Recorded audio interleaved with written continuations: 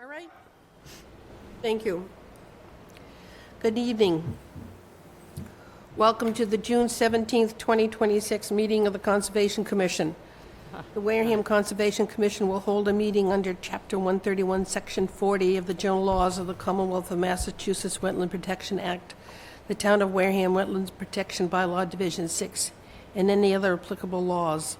All hearings of the Wareham Conservation Commission are held simultaneously under the authorities of the Massachusetts Wetland Protection Act and the Town of Wareham Wetlands Protection Bylaw Division 6. Although a single decision of the Commission is issued, it represents a separate decision under each authority. All matters listed may involve a decision and possible vote.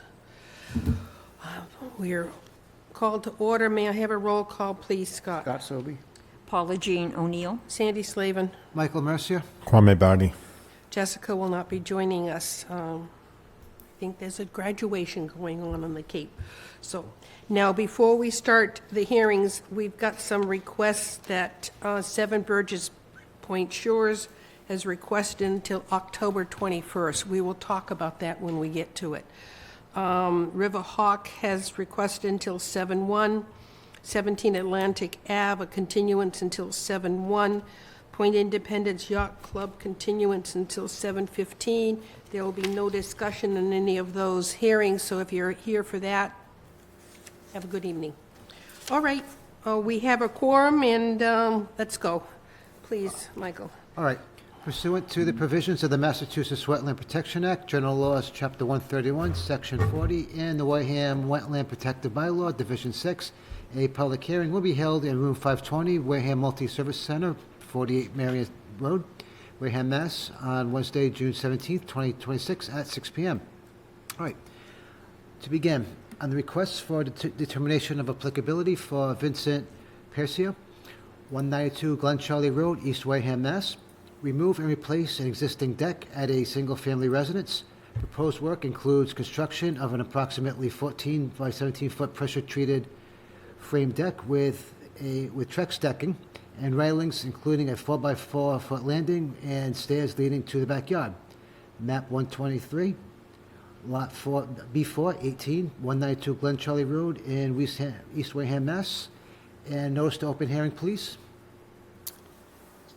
Second. Thank you. I have a motion and a second. All in favor? Aye. The hearing is open. Is there anybody here representing this project?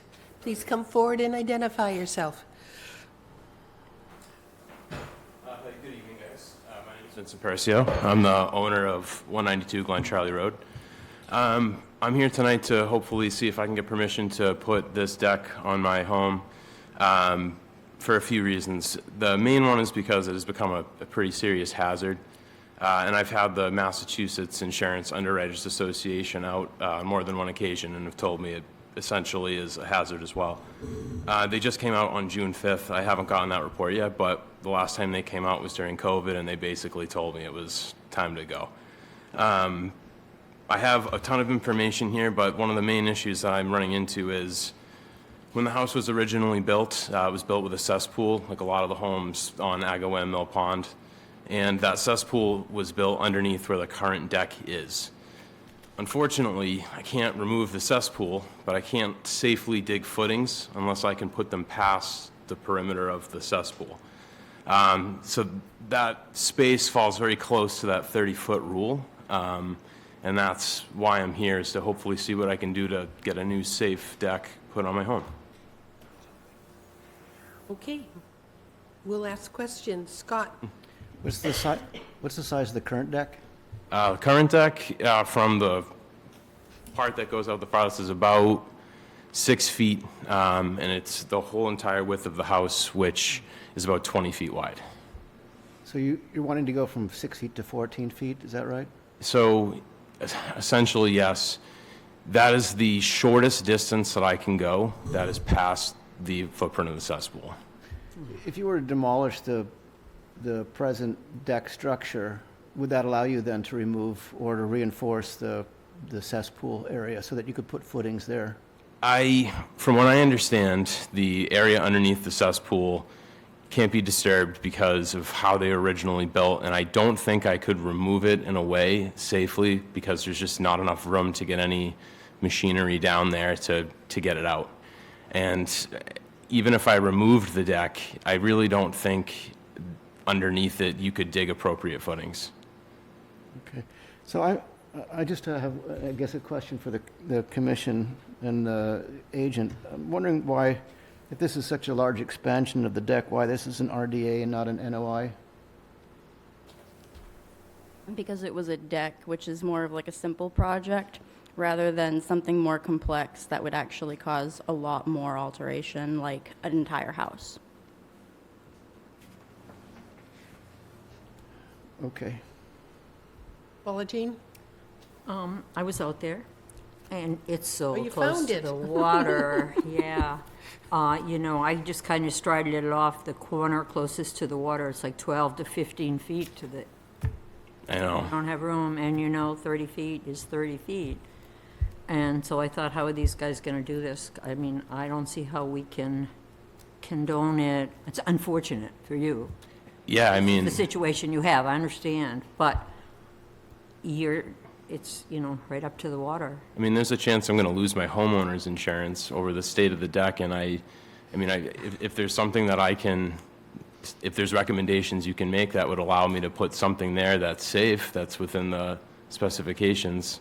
Couldn't you just rebuild it as is, in the same footprint, in the exact same footprint? The footings on the deck that you saw, Right. the footings currently rest directly on top of a cinder block.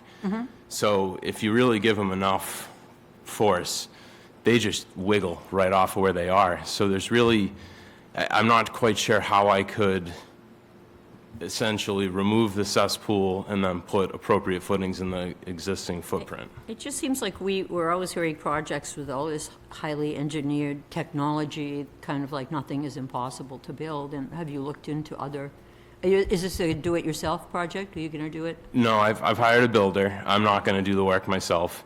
I did bring some photos with me, some of the work he's done on on another waterfront property. But no, I will not be doing the work myself. I'm not, Yeah. unfortunately, not a skilled carpenter. And I'm not a builder, so I'm not trying to advise you how to do it, but it just seems like there's got to be a way to do it in the same footprint, and then you would be okay. I can, do you guys have any recommendations how I could find, like, should I go to an engineer? That's the reason I'm here, is to hopefully find a way to do this appropriately and without disturbing any of the lake. I love the lake I live on. I've been there a long time. It's not our purview to advise about construction techniques and so on, only to rule as to whether or not that was appropriate for a wetlands area. But I know there are other techniques that can be used. If you speak with your builder or with an engineer, I'm sure they'll find something for it. There's even ways to auger a footing in. So you know what an auger is, right? I understand. My main concern is from what I understand, these cesspools are very, hazardous. And it was built a very long time ago, and who knows how much hazard could be inside of that. And to remove that, I honestly feel like would do more damage to what's there than digging 4 footings in the ground that are already within the same footprint as the stairs that are existing. And my goal is to make it as close to that rock wall as possible and as far away from the lake as I can. Michael? Scott and Paula Jean already brought up the issue of being so close to the water and a footprint, so I'm good, thank you. Kwame? No questions right now, thank you.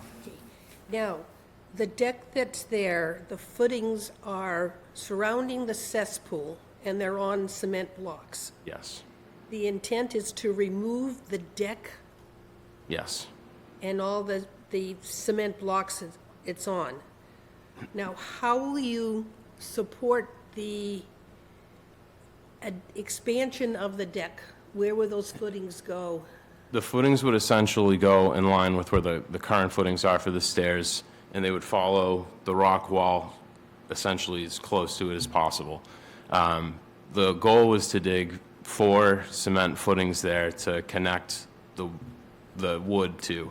Unfortunately, I wish my builder could be here to explain a little bit more, but from what I understand, in order to dig a safe footing and dig it far enough in, it would have to go into the ground rather than directly onto the cement blocks. Okay. The deck you have will go.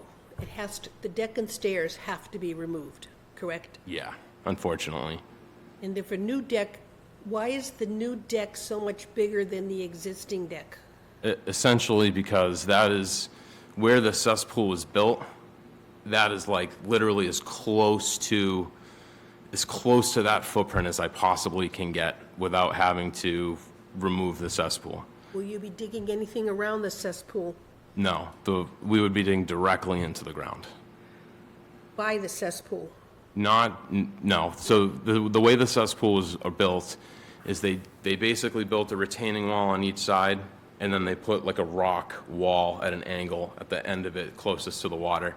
That rock wall is where the end of the cesspool footprint would be, and I would be digging beyond that. All right. Because part of me is, I know cesspool. There is, I don't want to disturb material around the cesspool because it's leached, it is what it is. It's a hole in the ground that accepts product. Yeah. Good place to put it. So you don't want to disturb the ground because you're going to disturb everything that has been soaking in it for a long time. So the idea is to extend the footings beyond that rock wall that has been put in to define the area of the cesspool. Is there any chance you don't make it as long as you're presenting? 14 by 17 is a pretty big one. It is, and the width is actually going to be shortened slightly. The current deck extends out past the house a little bit. Yes. Our goal was to essentially bring it square with the house, but the width off of the house is the issue, because it's literally the closest distance that I can make it, and it would essentially be about 14 feet off the house, and then the 17 feet would be the width of the house. And the stairs would be off of the deck? Yes, and they would be in essentially the current footprint that they're in right now. Well, they'd have to be, so the deck would be beyond the entrance to the stairs? No. The stairs right now actually go beyond that rock wall, and they do have Yes. cement footings. It would basically go exactly to where that footing is and then be parallel to it along that rock wall. And you're also replacing the stairs? Yes. Those stairs are also, But those are nasty stairs. yeah. Any idea how close to the edge of the pond you're going to be with this extended deck? It would be, to Paula Jean's point, it would probably be about like 15 to 16 feet away from the pond. And how many footings will be that close to the pond? It would be about, with the stairs and the footings that we would need for the deck, it would be probably 6 footings. 2 would be smaller, but 4 of them would be fairly large. 4 of them, from what I understand, would have to be about 4 feet deep. Okay. When you put the footings in, will the deck extend beyond the footings closer to the pond? No, the deck is going to be basically the same length as the footings. Okay. So if you were to bring the footings a little further back from the pond and extend the deck, that's different than putting the deck even with the footings. Am I? Basically, the deck itself would be, if the footing was here, the deck would come right to the footing rather than extending beyond it closer to the pond. It would go right to it, as close as I could. We have a situation here in which the deck and the stairs in there are unsafe, and the idea of the possibility of losing the insurance on the property, and you can't do much because of the existing cesspool that's there. And I- Christine, any comments or questions? No, I remember speaking with you about that 30-foot no activity zone before, but it is an unsafe structure, and it would be more damaging to try and remove the cesspool. So I'm just looking now at a method that would allow footings to meet code, but would not require any excavation at all. Interesting, okay. Yeah, so once again, I'll suggest you talk to your contractor about that kind of methodology. That way it can stay in the same footprint. You wouldn't be violating the 30-foot no activity zone. You wouldn't be disturbing the cesspool. I think that's probably the best solution. There's one other thing that I actually should mention, and I apologize, it slipped my mind. One of the issues that another issue that I ran into when I originally brought out some people to try to get it in the same footprint is, for the folks who went out there, if you looked at the walkway that goes into the downstairs area, there's a retaining wall there that's also starting to steep over. In order to do that, I would have to put a footing on that retaining wall, which was also put in there to build the walkway, because you need that method of egress, and I would also have to remove and rebuild that retaining wall somehow if I was going to do this, which is also in the same footprint. It's not within the cesspool, but I would have to excavate that area and remove that retaining wall as well.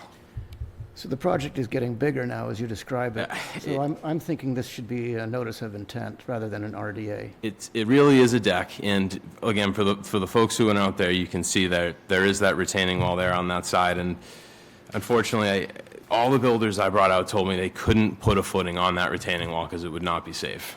And I apologize for not mentioning it sooner. I wish I did.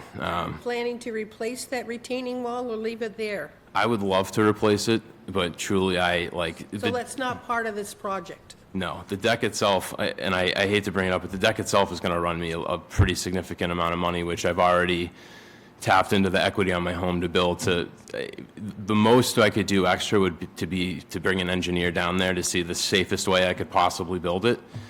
But I've brought probably 6 different builders out there. All have given me quotes of a significant amount of money. And they all told me the safest way you could build this would be to leave the retaining wall alone. And the deck also kind of it's not even square to the house because the original builders avoided that retaining wall entirely. It's a disaster. It really is. I sometimes wish I didn't buy this home, but here I am. Had you thought about removing the particular deck and only putting a set of stairs? I have thought of that, but the stairs would have to come out over the method of egress to the basement, and then I would not have a method to leave the home if I was in the basement. Okay. I know, I'm between a rock and a hard place, no pun intended here. You are. Or between a cesspool and a lake. I know, I'm in a .07 acre plot. Like I said, I love the area, but I've run into a lot of challenges, and I'm really doing my best to make the property safe and inhabitable. I replaced the fuse box, I redid the roof. I've replaced the hot water tank that was leaking with a natural gas one. Like, I've really been doing my best to try to make the property safe and inhabitable, and this has been by far the biggest challenge I have run into.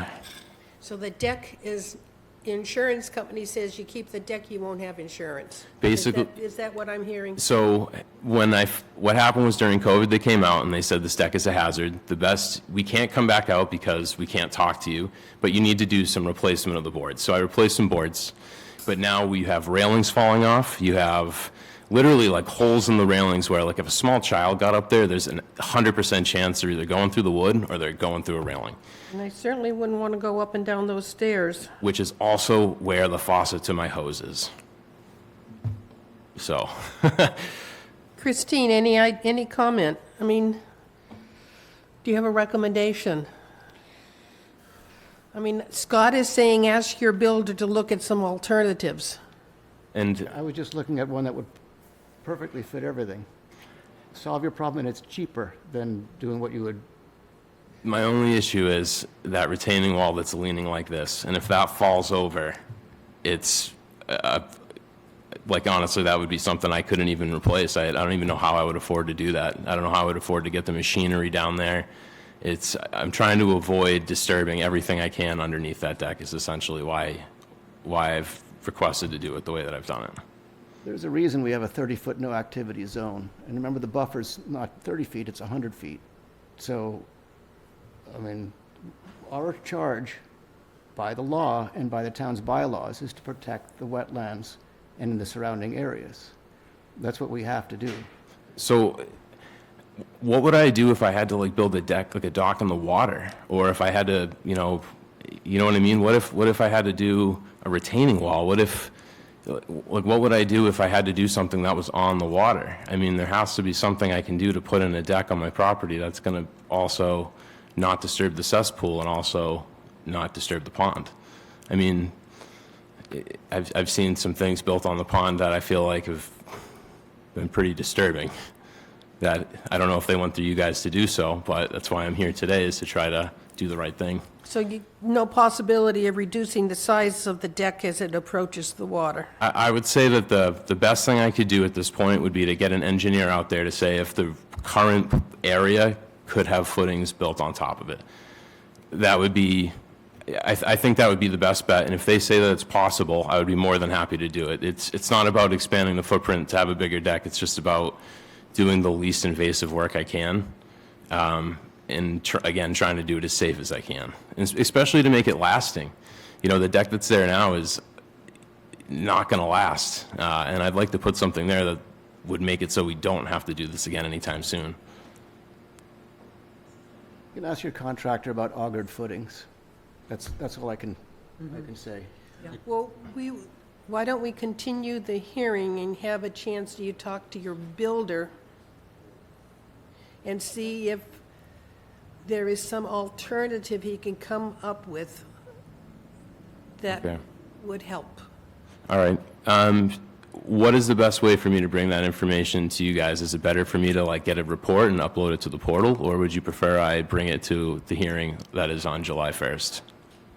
We would like to have it on the portal so we can see it ahead of time, but would also like to have somebody here who can talk to us about what is being proposed. All right. I think I can do that.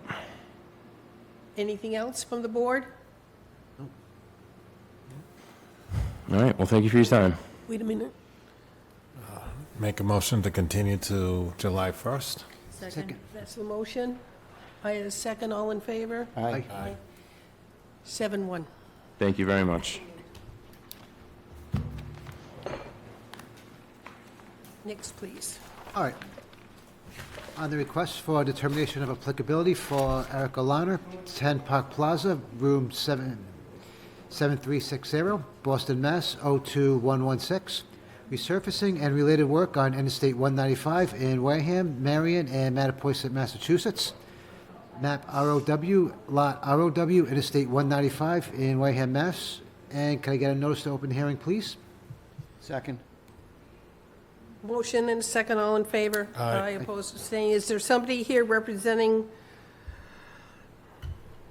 They're online. are they online? Yep, I will let them in now. Okay. I'm sure glad they've been filling in the potholes along 195. It's been pretty bad. Okay, and who's here in front of us representing this project? Hi, I'm Kevin Thompson with Massachusetts Department of Transportation. You And are? I'm joined by Can I have your name again? Kevin Thompson with the Massachusetts Department of Transportation, and our Clay Hutchinson is joining as well. Okay, Brian, would you mind? Hello, I'm Clay Hutchinson. The right switch. all right. Talk to us about the project, please. Hello, I'm Clay Hutchinson with Jacobs Engineering. Thank you for entertaining our submission this evening. As noted, I'm here with our MassDOT representative, Kevin Thompson. We're here to present the request for determination of applicability for the Interstate 195 resurfacing project. Is it all right if I share my screen? Yes, please.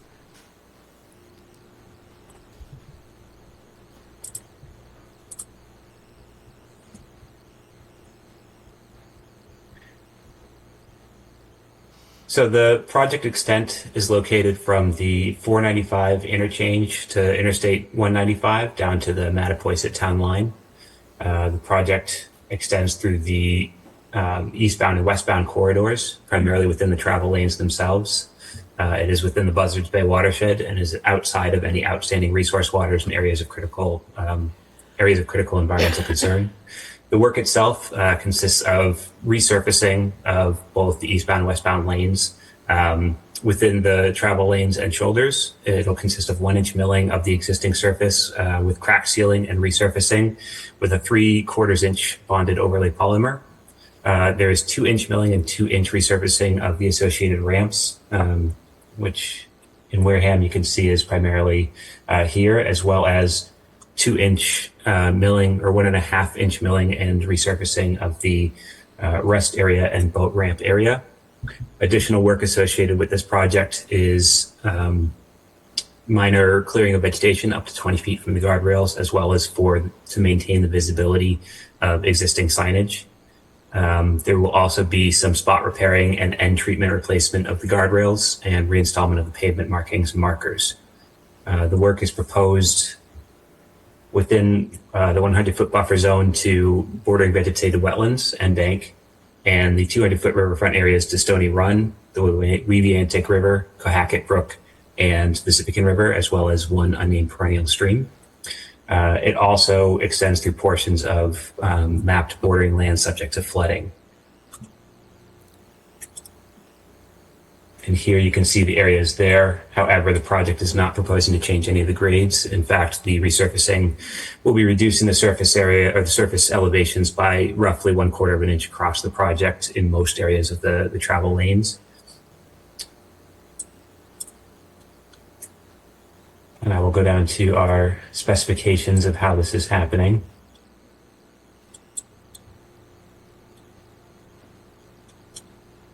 How many miles in total? So there will be no expansion across the project. Yes. I believe it's about 14 miles. And how much within Wareham? Within Wareham is roughly about 4 miles. Thank you. Continue, I'm sorry interrupting you. No worries. From this figure, you can see that the change, there's no changing of the local elevations of the roadway. They are proposed to continue to drain off to the sides. There's no work within the median areas, and there's no expansion of the paved surfaces themselves. It will match existing conditions.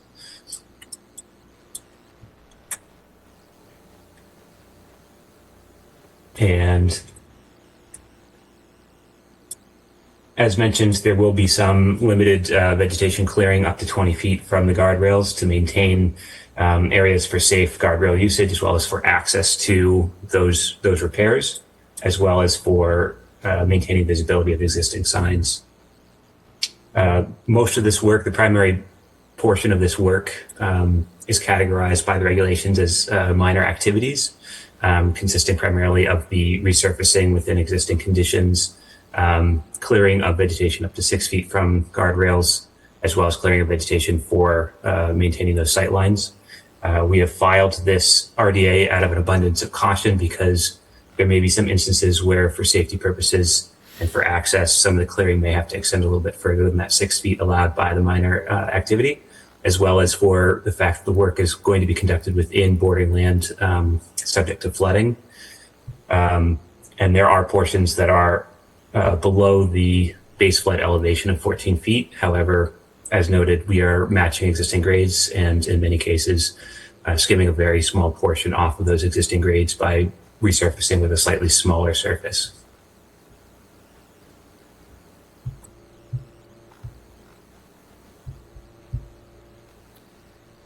Okay. My understanding, because this is, you're here as a courtesy to tell us what you're doing, what is it? We really can't deny the project. They're here only as a courtesy. Yeah, so Mass DOT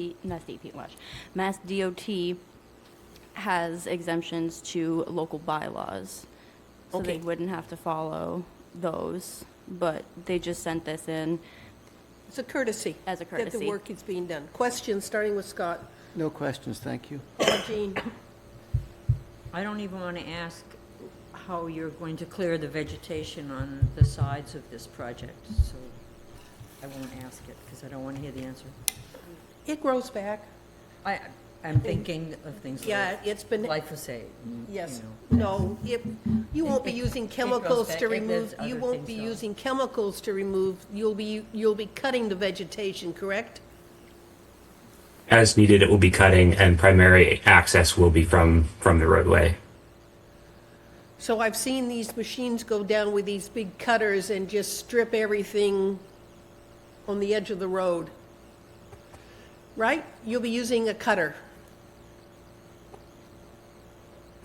Yes, that's correct. No chemicals. No chemicals, not to my knowledge. That's not standard Okay. practice. Anything else, Paula Jean? No, the bunnies better run. No, that's good Yes. news then. Okay. Thank you. Michael? Yes, I just got one question here. When the machines aren't in usage overnight, or when they're just not in usage at all, are they going to be stored in the median barrier that borders I-95 East and I-95 West, or are they going to be stored somewhere else? Anybody want to take that? Clay, I'm not sure if you know the answer to that. My understanding is that on a vegetation, in terms of you talking about the vegetation clearing machines? I think he's talking about the machines doing the grinding and the laying and the asphalt and Yeah, correct. any machinery used in this project. I don't believe they'd be stored in the median, but they might be. I am not familiar with the maintenance group that does this work. Well, most of the meeting is forested, so Okay. Well, here it might be. I was just curious if it was going to be stored there in the middle or somewhere else. That's all. All right. Thank you. Usually there's a staging area that's designated, and that does go through the MassDOT environmental team, so it would be outside of any buffer zones or areas that are sensitive. yes, I'm sure we'll be concerned about any leaking gas, oil, antifreeze, et cetera, that could be coming from those vehicles, but, all right, Kwame, No questions at this time, thank you. my question is, why are you doing the rest area? That's a lot of feet for something that's not heavily traveled like the travel lanes on 195. Because that's really close to our water.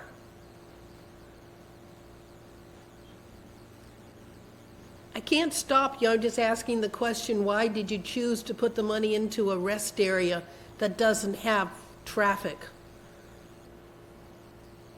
No, sorry, didn't mean to ask that question. I can't I guess, I can't ask about the cost, but I was surprised to see that the rest area is included in the project. I'm not asking, don't answer it. I shouldn't have Okay. asked it. Christine, anything? No, but now I'm curious because you asked it. Good question. But It that, really is. that area goes right down into the Weweantic River, that rest area. It is a boat launching point, et cetera. I was just surprised that it is so close to the water and why.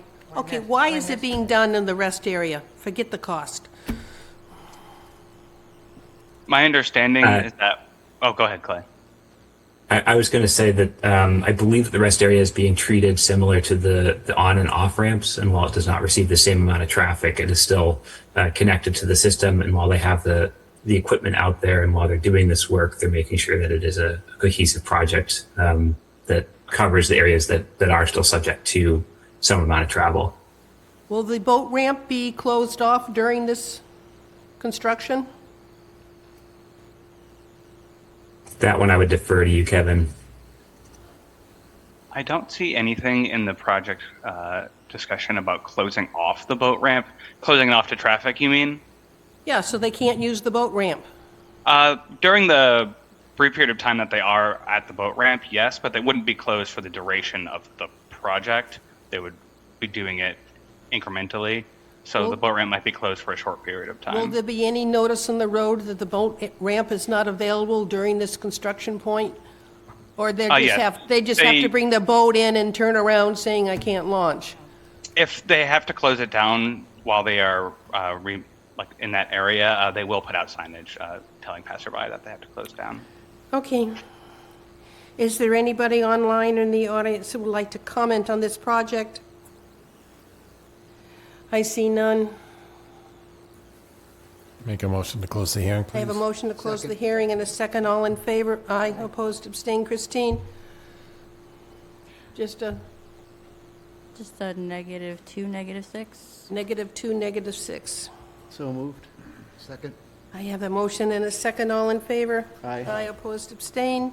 Thank you very much. And I'm sure glad you're filling the potholes before, now. Thank you. My little Thank you very much. My little car is very unhappy with those potholes. Sooner rather than later. Thank you. Next one, Thank you. please. All right. On the request for determination of applicability for Ann Laudeser, 36 Alglow Avenue, Wareham, Mass. 02571, repairing cracks in an existing seawall, map 50F, lot 43, 36 Alglow Avenue, in Wareham, Mass. And can I get a notice to open hearing, please? I have that motion. I need a second. Second. Thank you. All in favor? Aye. Opposed, abstained, we're open. Who's here representing this project? Please come forward and identify yourself.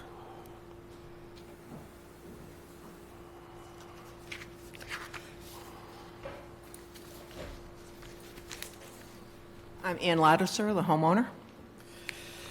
Okay, talk to us what we want to do, what you want to do. I would need to repair holes and cracks in my seawall. I've hired a contractor to be able to come in. I've included that information in there where he's going to put plastic down, shake off all the loose stuff, and then repair the holes and the cracks. It was a tough winter. Okay, Chris, questions? Scott? The only thing I think we'd be concerned about would be the collection of all that detritus that gets knocked off the wall. I'm assuming there's going to be some kind of tarp or something to Yeah, catch all that he said he stuff. would put plastic down, he would scrape all the loose stuff off, and then he would remove all of that. Yes, and that was in his proposal. Okay, thank you. Paula Jean? No other questions, thank you. Michael? No questions, thank you. Kwame? None for me, thank you. Okay, my question. If you go out there, that seawall is surrounded by stones and blocks, et cetera, will all that be removed? Everything that there were on the bottom, there were granite blocks and some rocks along the very bottom to prevent the undermining, because such erosion. Everything that went up was just put down temporarily to prevent the holes from getting bigger. And I put some flagstones down and, put a block against it to try to prevent them from getting larger. What will be removed and what will stay? Everything that would go up the wall would probably be removed. The bottom, there was Do you see it? some right along the bottom that I thought would remain. There was like granite blocks and things right on the edge to prevent the undermining. So all the loose stones that are at the base, that's going to be removed? In order That to was make just all laying there, all yeah. the repairs, absolutely. Yeah, Yeah, okay. it's undermined in a few That's what you're spots. asking, In a right. few Yeah. spots there. Pieces of granite, miscellaneous, I Yep. think there was some cinder blocks. Yeah, I was just trying to prevent it from falling down. See this? So what will stay, you have an issue with undermining? Yeah, we're losing so much sand back there every single year. I'll be lucky if I have any beach left in a few years.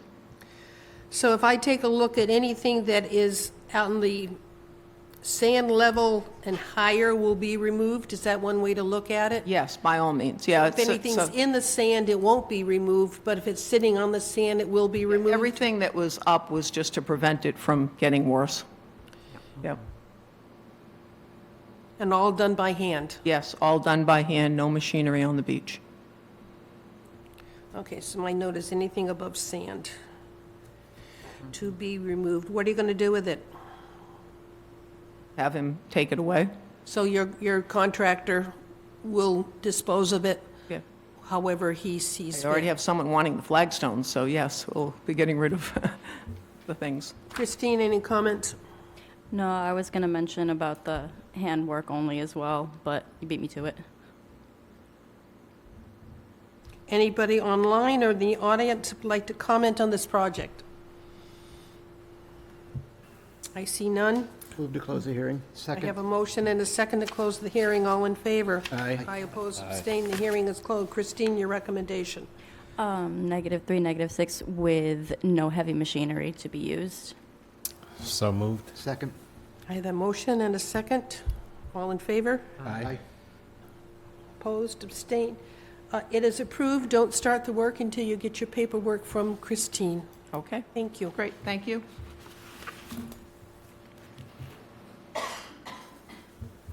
All set. Next, please. All right. On the request for determination of applicability for Miss Emily Kissel, 47 Prospect Street in Wareham, Mass. 02532. Repair and replacement of a deck and existing footprint, map 3, lot 2248A, 47 Prospect Street in Wareham, Mass. And could I get a notice to open the hearing, please? Second. I have a motion and a second. All in favor? Aye. Opposed, abstain. The hearing is open. And who's here representing this project? Please come forward.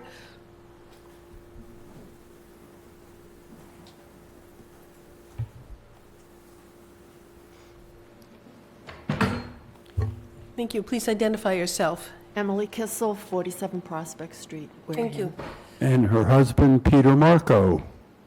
Okay. All right, Emily, talk to us about what you want to do. Well, the existing deck is at least 40 years old, and we've done a lot of repairs, but it's beyond our capability to do so. The stairs have deteriorated, and the plan is to replace the deck in the existing footprint, exactly as is, without benches and just the railing. So right now, it has benches attached to the railing on 3 sides. The footings would be to code, they're presently not, and replace the staircase. Which may not be to code either, so that will be, and the railings, you know, there's huge gaps in the railings, so it all needs to be brought up to code. Yep. We're concerned about the steps going down to the ground and the footings of the deck. Scott? Any additional excavation? So you have to bring the footings to code, it's 4 feet down. Are the current footings going to be reused? We have no idea We don't what's... think there are footings there, we think it's just the supports are right into the ground. Okay. I will just say, we don't know what lies beneath. Okay, to quote a famous author.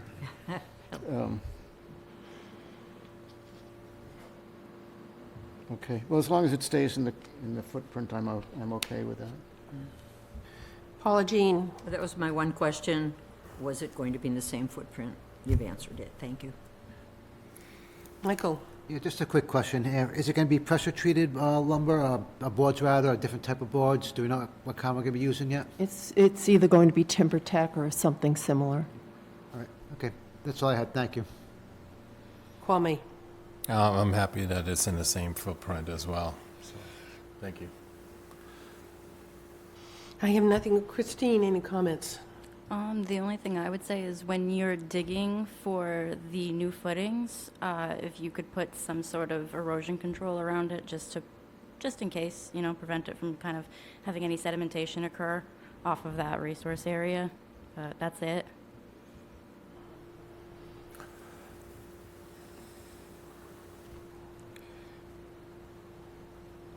Sorry, I'm writing slow. All right, and anybody here in the audience or online that would like to comment on this project? John, anybody?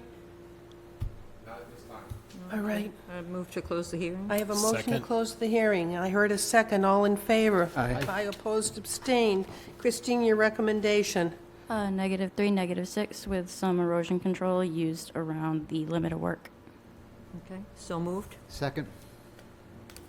I have a motion and I have a second. All in favor? Aye. Aye, opposed, abstained. You got the project, don't start anything until you get the paperwork from Christine, and there's no problem being a negative. If you're concerned about the word, it's fine. You got the project, okay? Thank you. Thank you very much.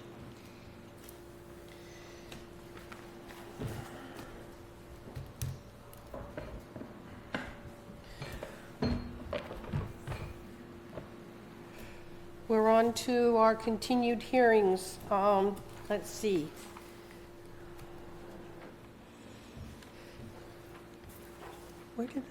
Sorry. Why don't I have a Perkins? Never mind. Okay, Safe harbor. we have Safe Harbor has been continued until 8/19. We have 7 Burgess Point Shores who wants a continuance until October 21st. Why are we continuing for this length of time? Why can't we just deny the project and refile? So I did ask about that. It seems that the property owner is trying to do something with adjacent land, I believe. Let me find the exact.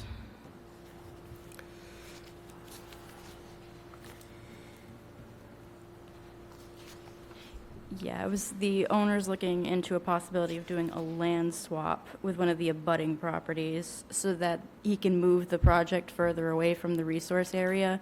So that's what's been going down with that, and that's why he requested the continuance. Because this has a pond. Is it a Potential vernal pool? It's a potential vernal pool. Vernal, but it hasn't been proven as, It's not certified. There's a depression and it's full of water. So if it's going to be a land swap, move to a different piece of land, is a different project, isn't Be it? brand new. Could be. It's a different lot, it's a different, Right. so there's no sense continuing it if it's going to be a different project. I agree.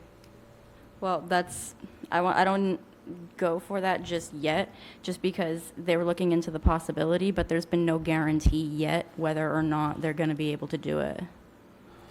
They won't know that until October, October. They if they're wanted going to until pursue it. October to see if there was something, yeah, Because right now, it's just a vacant piece of property. Yeah. yeah. Well, if we continue to October, we don't have to handle it on every agenda between now and then. It stays there. We Yeah, but just, we don't have to do anything we with it. just, We don't have to Okay. do this each week. okay, so I'll take a motion. Anybody here to talk about this project? If not, Move to continue, 10/21. 7 Burgess Point Shores, NOI 135 to October 21st, 2026. So moved. Second? all in favor? Aye. Aye, opposed, abstained. We have Town of Wareham. Were they continued until today? Is somebody here Yeah. for it? Whoa. Amazing. It's only been since, oh, wait. Wait. This is, I'm sorry. This The is for- first hearing was July 16th, 2025. Right? That It's is almost correct. a year Almost it's a been year. on our calendar. Okay, and who's here representing this project for the Minot Ave Narrows Bike Path? Yeah, good evening. I'm Brian Wallace with JC Engineering here on behalf of the town of Wareham. All right, I'm trying to join on Zoom so I can share my screen, Christine. Yeah, let me,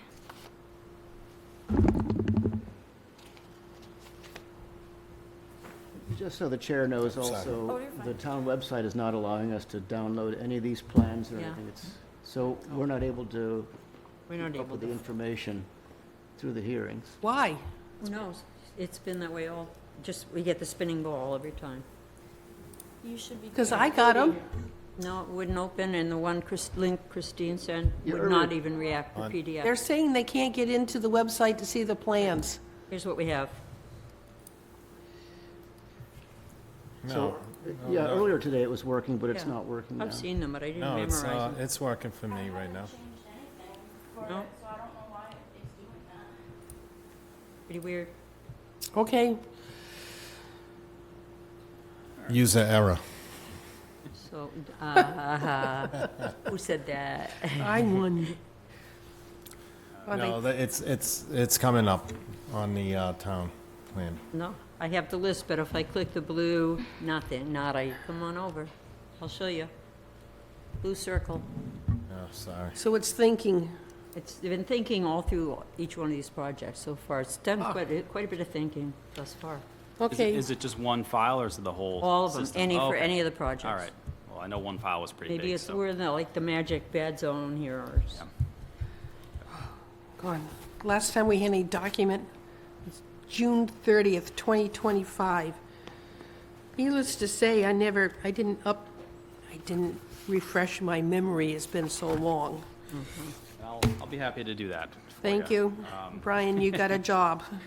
Yeah, so, yeah, thanks for, taking the time to look at this project. And we've continued this, obviously, several times. We've been working with the state on plan changes, and admittingly probably filed the NOI a little early, but in any case, ultimately, the commission is going to need to take action on it. And I wanted to take this opportunity to sort of introduce the project to the commission and see what some initial thoughts are on it and what kind of feedback there might be. So essentially what this is, it's a shared use path, which is a bicycle path, a pedestrian path that would accommodate both types of users. It would be installed starting at the intersection of Sandwich Road and Narrows Road, if you're working west to east. It would continue along Narrows Road through to Minot Avenue and then terminate at Great Neck Road and Depot Street there.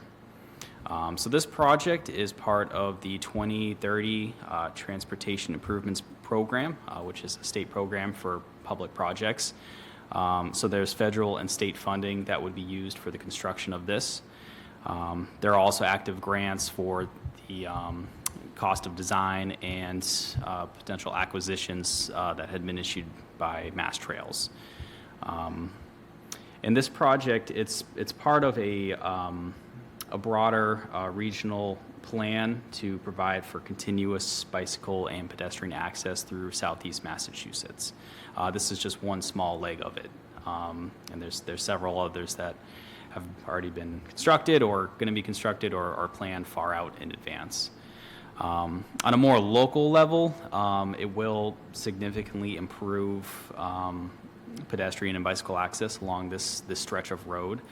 There's numerous businesses, residential properties, residential complexes with several apartments and condominiums, as well as the Wareham Elementary School that had been recently constructed there. And on that, a lot of the work, I just shouldn't say a lot of work, but there's at least some of the work that would occur within a 30-foot no activity zone.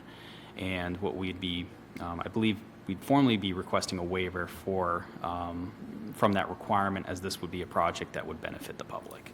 I don't know if that's something the commission officially votes on or not, but hopefully through, as we present the plans and go through the steps, the commission would be able to agree with that, and we'd be able to move forward with the project.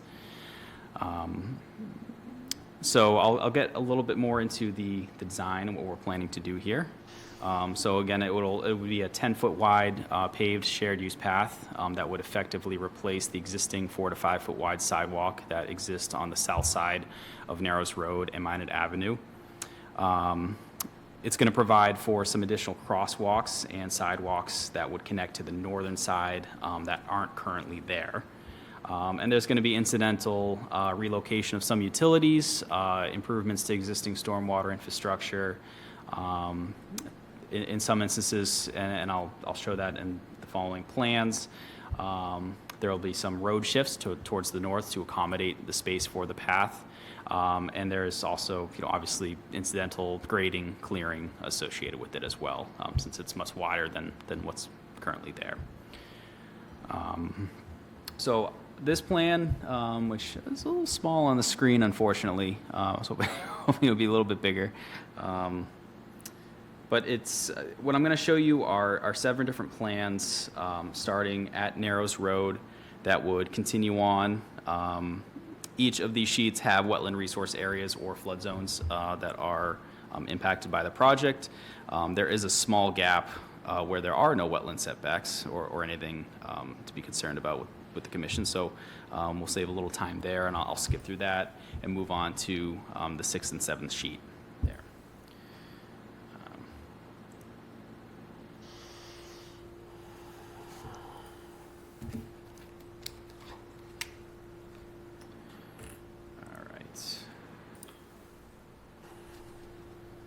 All right, so again, starting at the intersection of Narrows Road and Sandwich Road, we'd be proposing a bit of a lane shift towards the north. This is about a maximum of about 8 feet that we'd be shifting the road to accommodate the space needed for the path.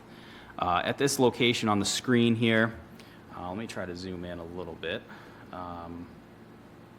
So there is impacts to a coastal bank as defined under policy 92-1. So this is simply land that has certain characteristics, being its slope within a flood zone. It's classified as a coastal bank.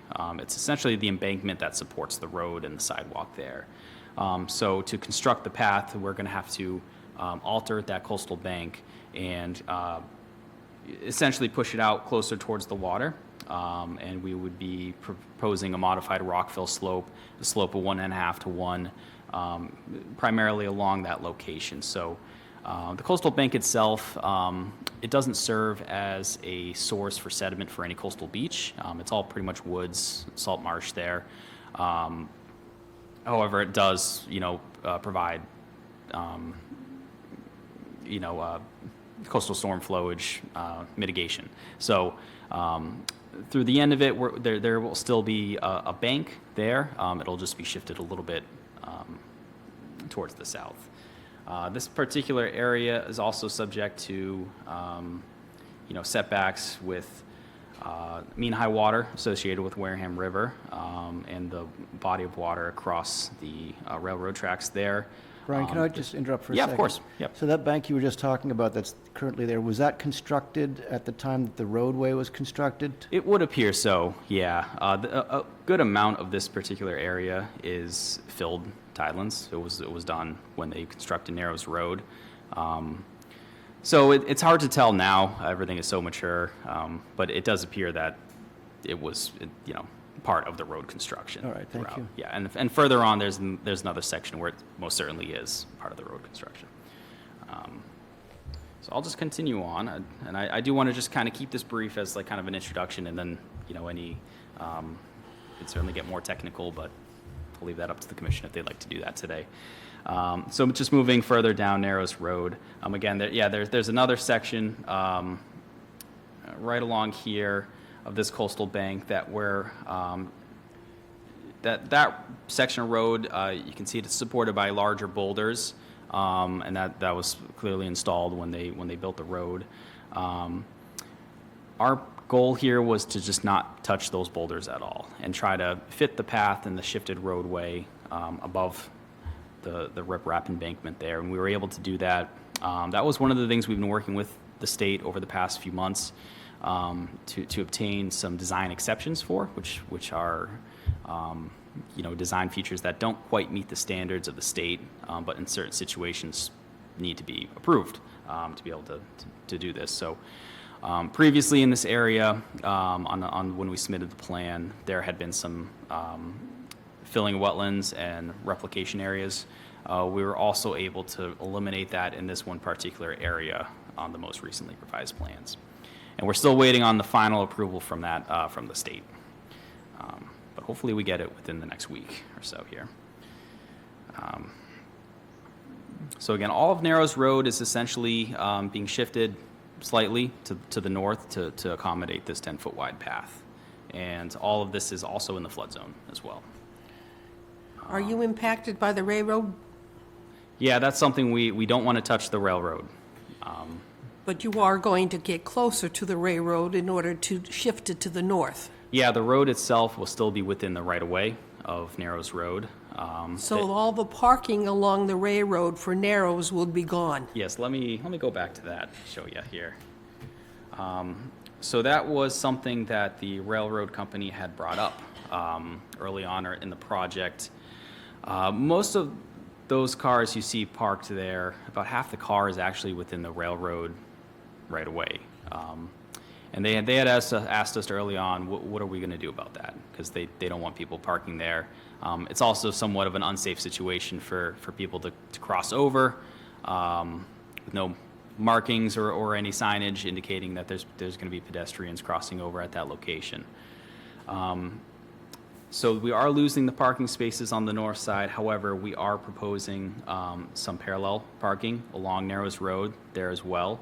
On the north side. On the south side. So on the same side of the road as the restaurant. Now this would provide... Where in the world would you put it? Yeah. Where would you put it? In the way of the particular ramp to get fishing, or Nope. on the other side of the dumpster? Past the restaurant. Yeah, but It's in the water. I don't mean to cut Sandy short. How Yeah, long so that's past the, how far down Narrows Road would that go? So it's only 13 spaces, so, but it's about 250 feet or so. Isn't that Cape Cod Shipyard property? The parking itself, no, will not be on Shipyard. There's adequate space. But where we within the- right now have a walkway will be gone, because I'm still very confused about how are you going to make a Yeah. 10-foot wide structure, Yep. In addition to the parking, yeah. not only the parking, but the travel. Then you get down to Eel Pond. I don't know how you're going to extend it to the north without impacting that second pond. Well, But anyway, I'm sorry. I'm just, no worries. And the plans that we provided show how that all fits in that one particular section. So we're moving the road about 7-8 feet further north, and that gives us the space to provide for the parallel parking, and it gives us enough space for grass median as well as the 10-foot wide path. so we're right up to railroad property. Yeah, it gets closer, but we're still within the right-of-way that's there now on the north side. Yep.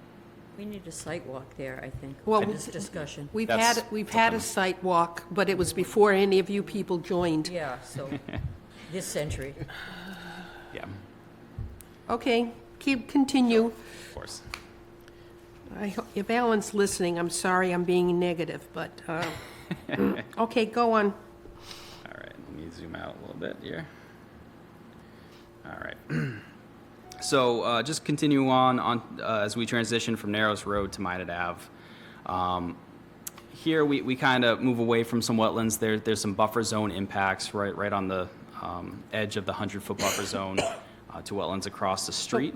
What are you going to do between the end of the Cape Cod Shipyard and Oak Hill Road? I mean, It's there's tight. no space there on either side. Yeah, that's where that design exception comes into play.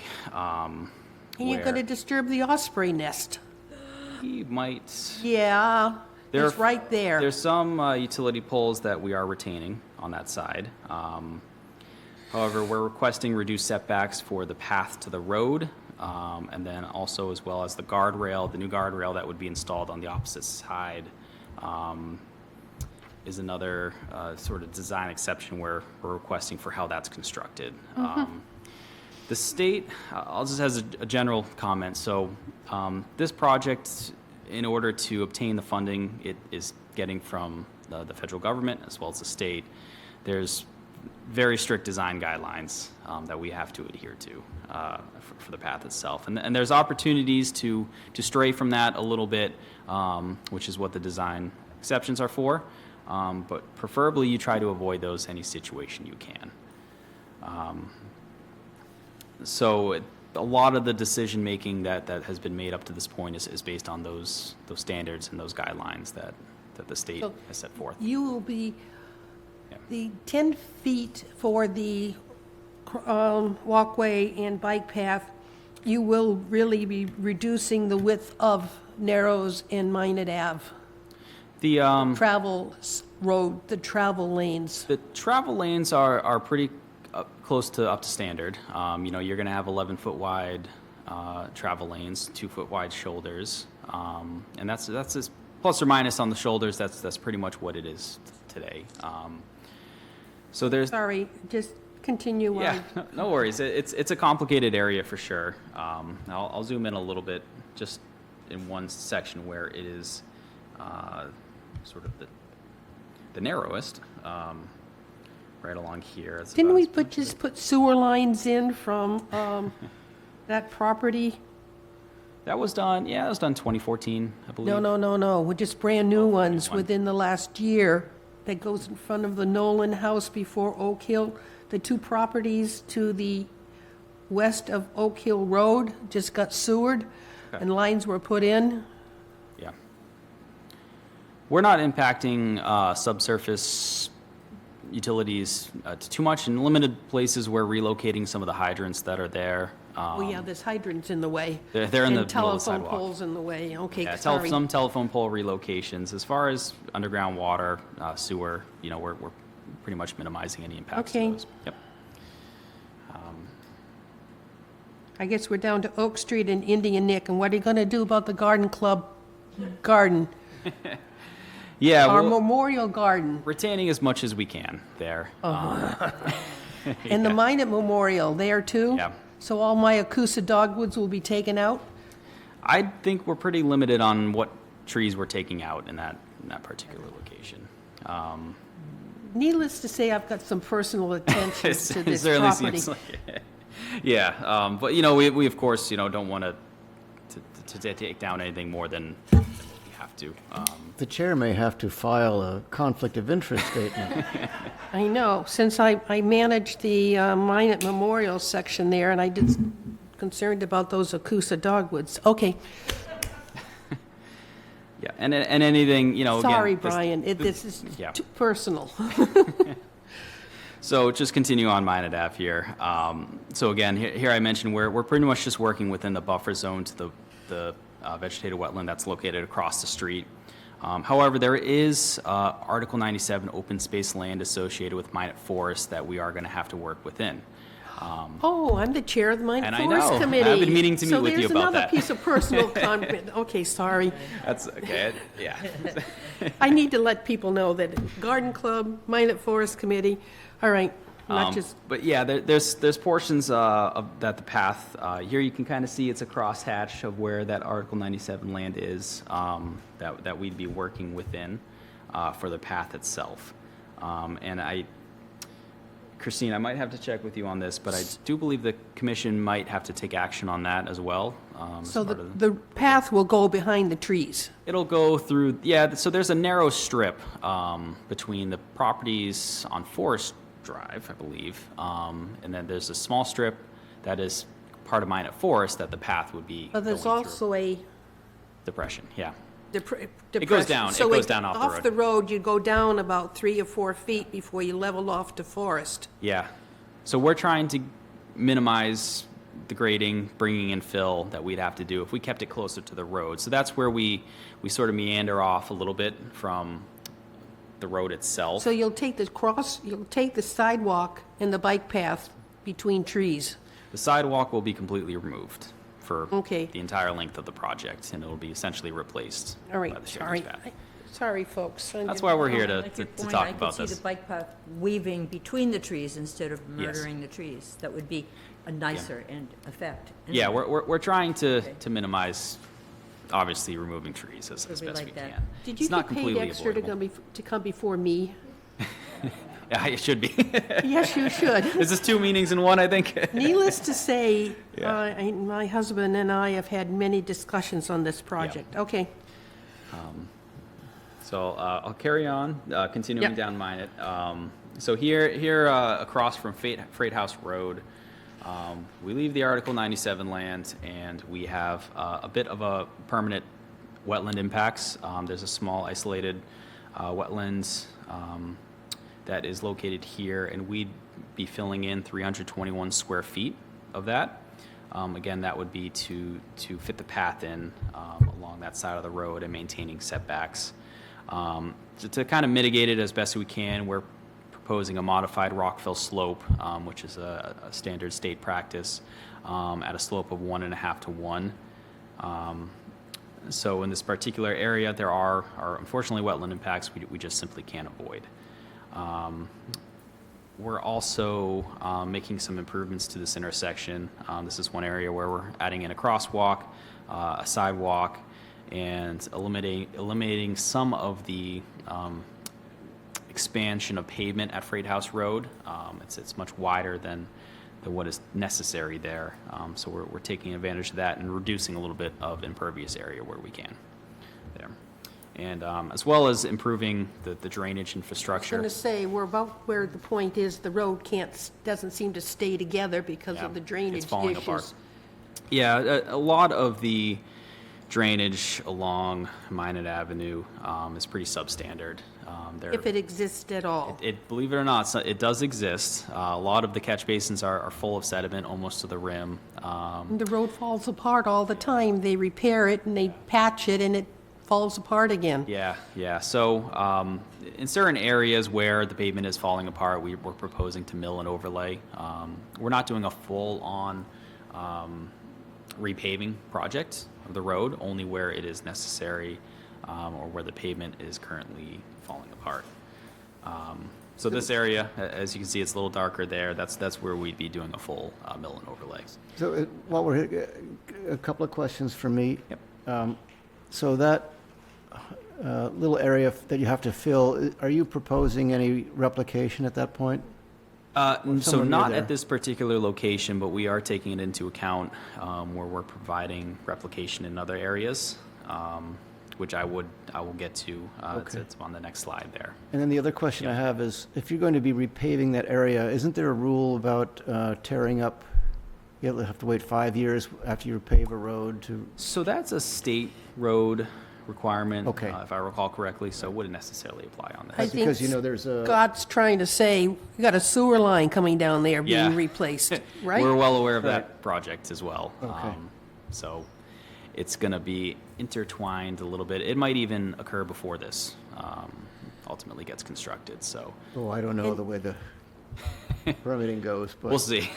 Yeah, but we're very aware of that, and one of the next steps we'll have to take is have a utility coordination meeting with all of the utility stakeholders. So that would be like Eversource, Water, and then water, gas. sewer.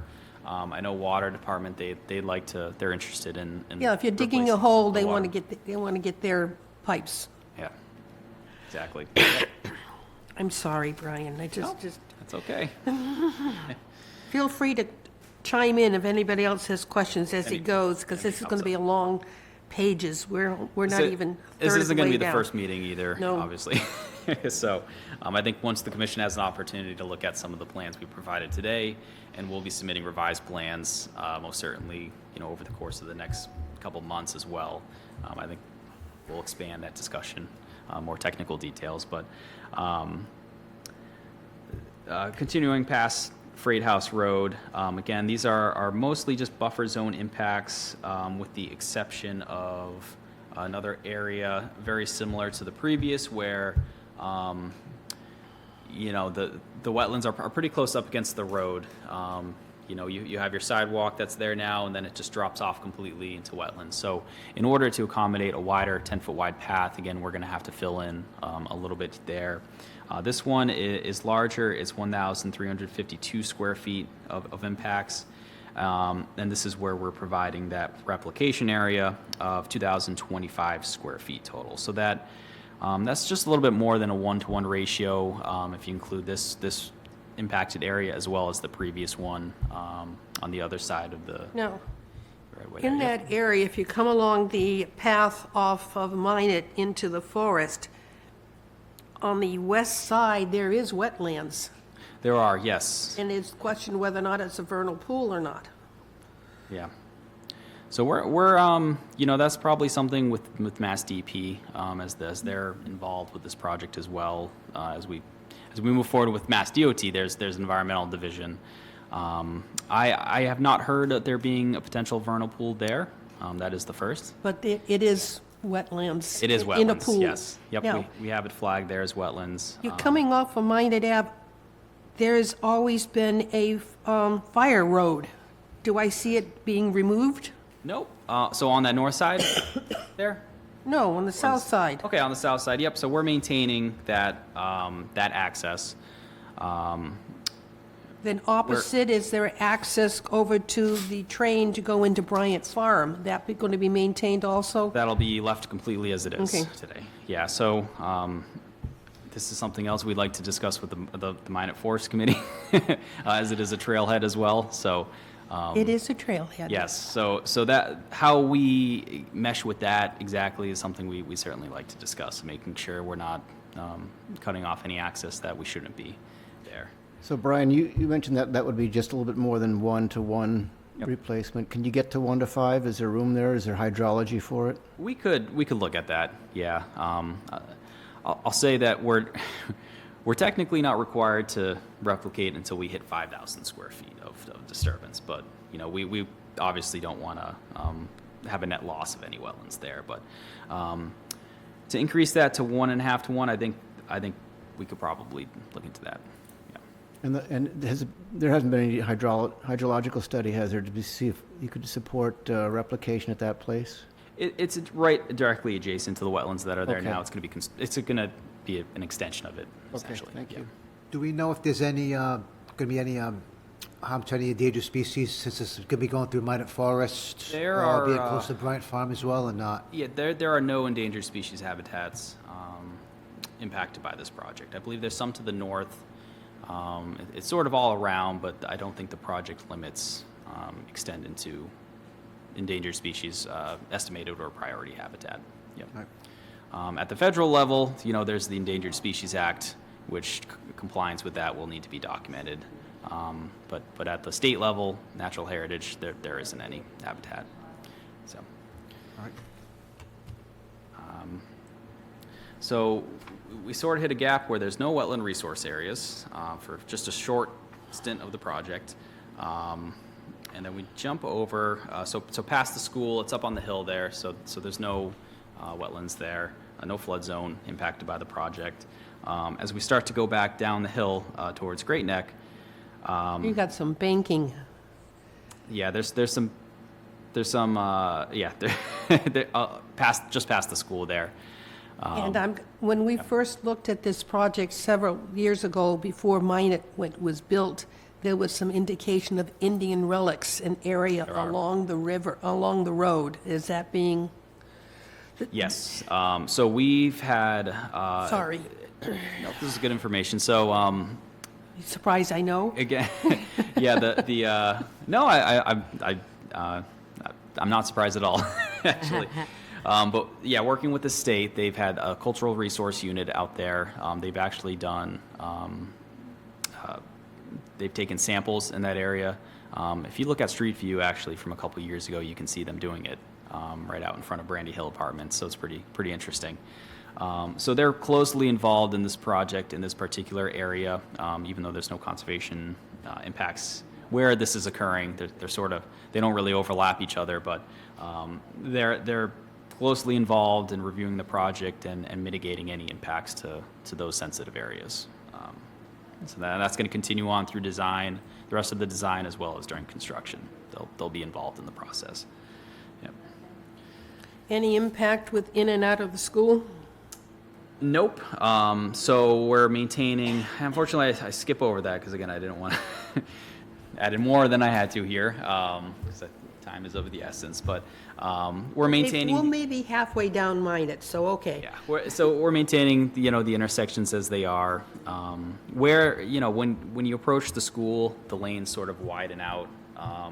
So we're cutting that back a little bit to maintain any impacts to school property as best we can. But it's certainly going to be, a benefit having a wider path run through the front of the school here, connecting to those sidewalks and that are at the school there. So, yeah.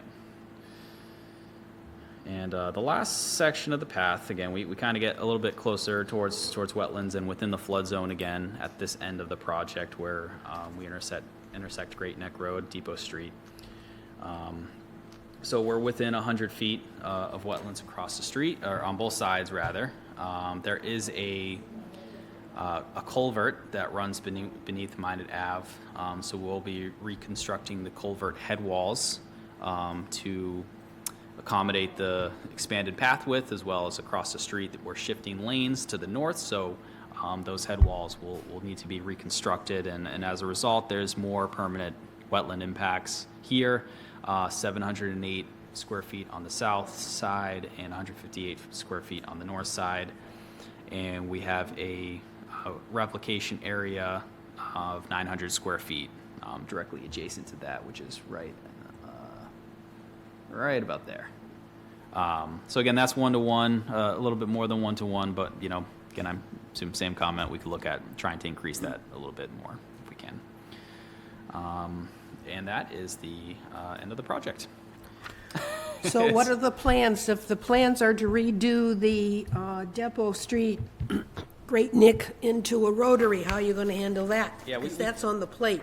We talked a little bit about that the other day, and the idea is just to make sure the two projects meet, mesh. I use that word again, but the timing and sequence of actual construction, not really sure how each project is going to line up with the other.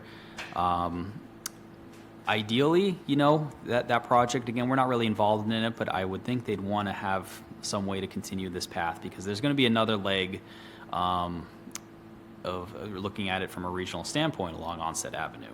You have a shared path all the way down Onset Ave to the playground. You have the bike lanes Yeah, and a the shared- sidewalks. Yeah. It's So- marked on the south side. Yeah. There is a bike path there. Yeah. Of course, it's covered with dirt and everything else. I wouldn't put my bike on there anyway, but Yeah. it was built along Onset Ave. Yep. So the town planner Josh, he's very much he's going to be involved in both projects, and we'll keep in touch as far as the progress of that project goes, and vice versa, to make sure that when all is said and done, everything works for pedestrians and bicyclists out there. Any time frame? Time frame. So we're still working with the state. Technically, we are at the 25% design stage. We're hoping to get approval of that, over the summer. And there will be a design public hearing that will be held by the town as well with the state. That'll be scheduled, and that'll be an opportunity for the public to comment on the project as a whole, not just conservation implications here. Once that's done, we'll head to the 75% design stage, and then subsequently the 100%. Right now, construction is set to get started. I believe 2028 is the potential earliest that this project would get started in construction. But it is, the funding is for year 2030, but they can always bump that up if everything's ready to go. So it's All funded by the state? a portion of the state and then a portion by the federal government. How about the takings? So there is actively a Mass Trails grant for those takings. Now that is set to expire, I believe, in December. However, we're looking at options to extending that or having it reissued. My understanding is it's this particular project is somewhat of a high priority for the state, and an important piece of the regional plan for this, and they'd like to keep it going.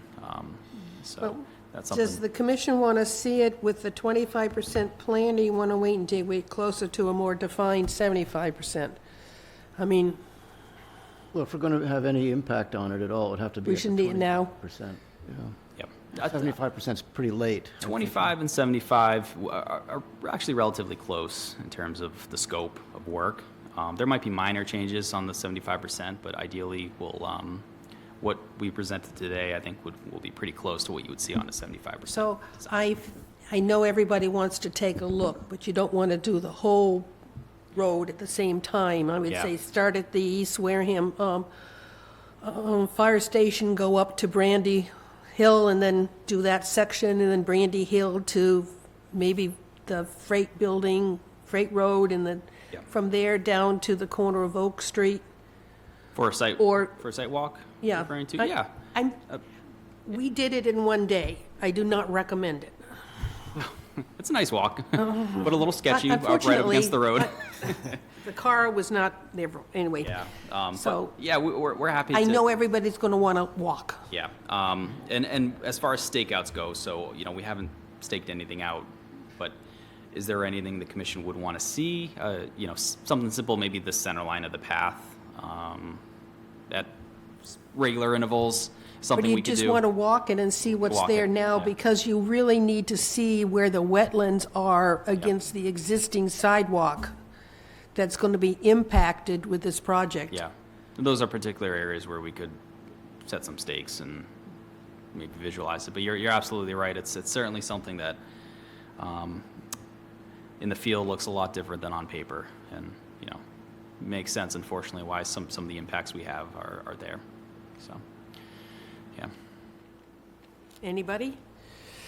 You want to wait a little longer? I say the sooner we look at it, the better. So, Although, like, when we Brian, why start don't you reach talking out about- to Christine Yeah. as to what possible times you have, and then she'll communicate it to us to see if there's anybody willing to walk that particular. Yeah. I would say do it a section at a time, not the whole. Oh, yeah.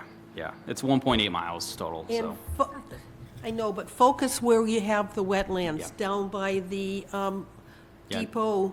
I'd say all of Narrows, and then we jump to Freight House Road in Yeah, that because area. all in narrows, Yeah. because we know by the Cape Cod shipyard, there's water on both sides of it Right. that impacts the drainage into the various ponds, Yep. eel pond, frog pond, whatever they called it. I'm not sure myself. So there's a little pond kind of across from the Narrows Restaurant on the other side of the tracks, that there's a conservation restriction on that. No, Well, I think so. I used to own that property. I don't think so.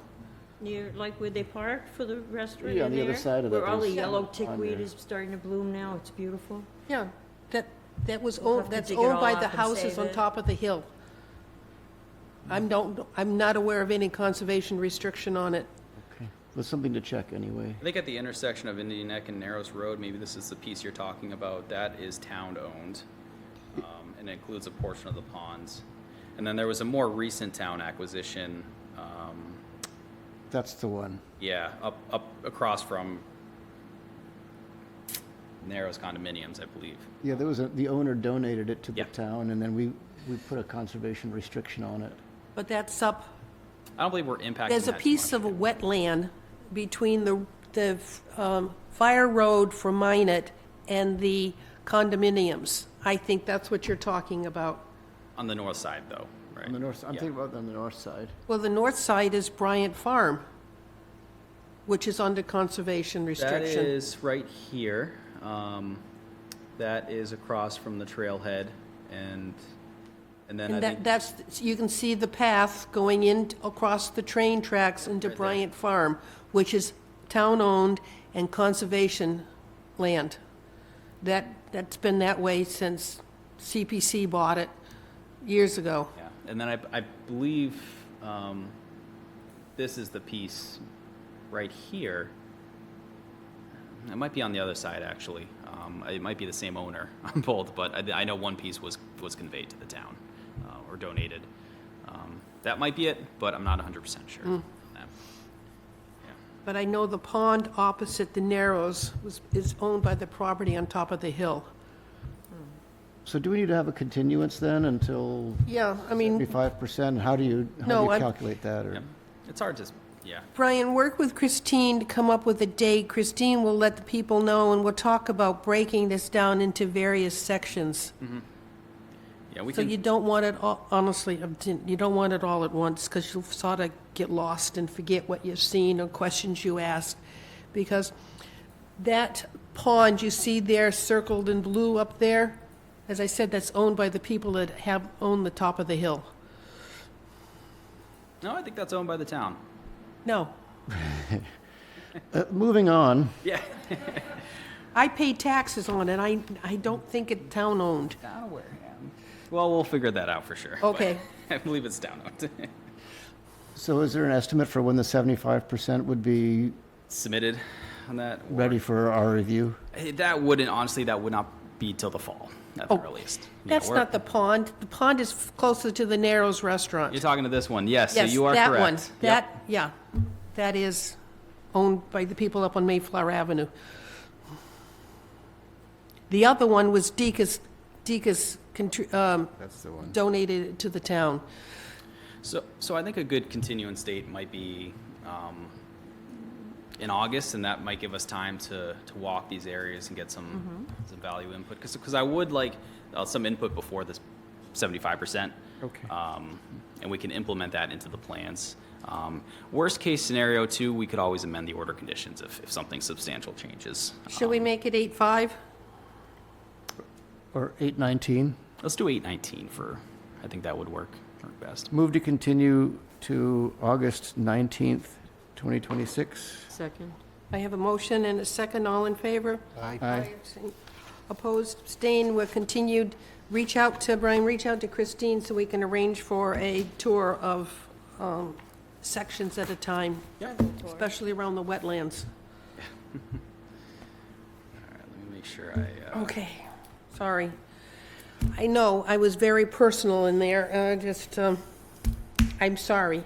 I went off target We every have a once in a while. lot to talk about. The Minor Okay. Forest Committee. Yeah, Oh, yeah, I didn't even think about that. might as well, I mean, we should, since you're here for it. Okay, come up and identify yourself and speak to the projects. Can we continued it? Can we uncontinued it or just say talk to us? Let's just continue. Yeah. Well, continuing, okay. Yeah. Identify yourself and your comments, please. Thank you, Madam Chair. My name is Sherry Quirk. I am a resident of Wareham at 65 Arlington Road on Great Neck.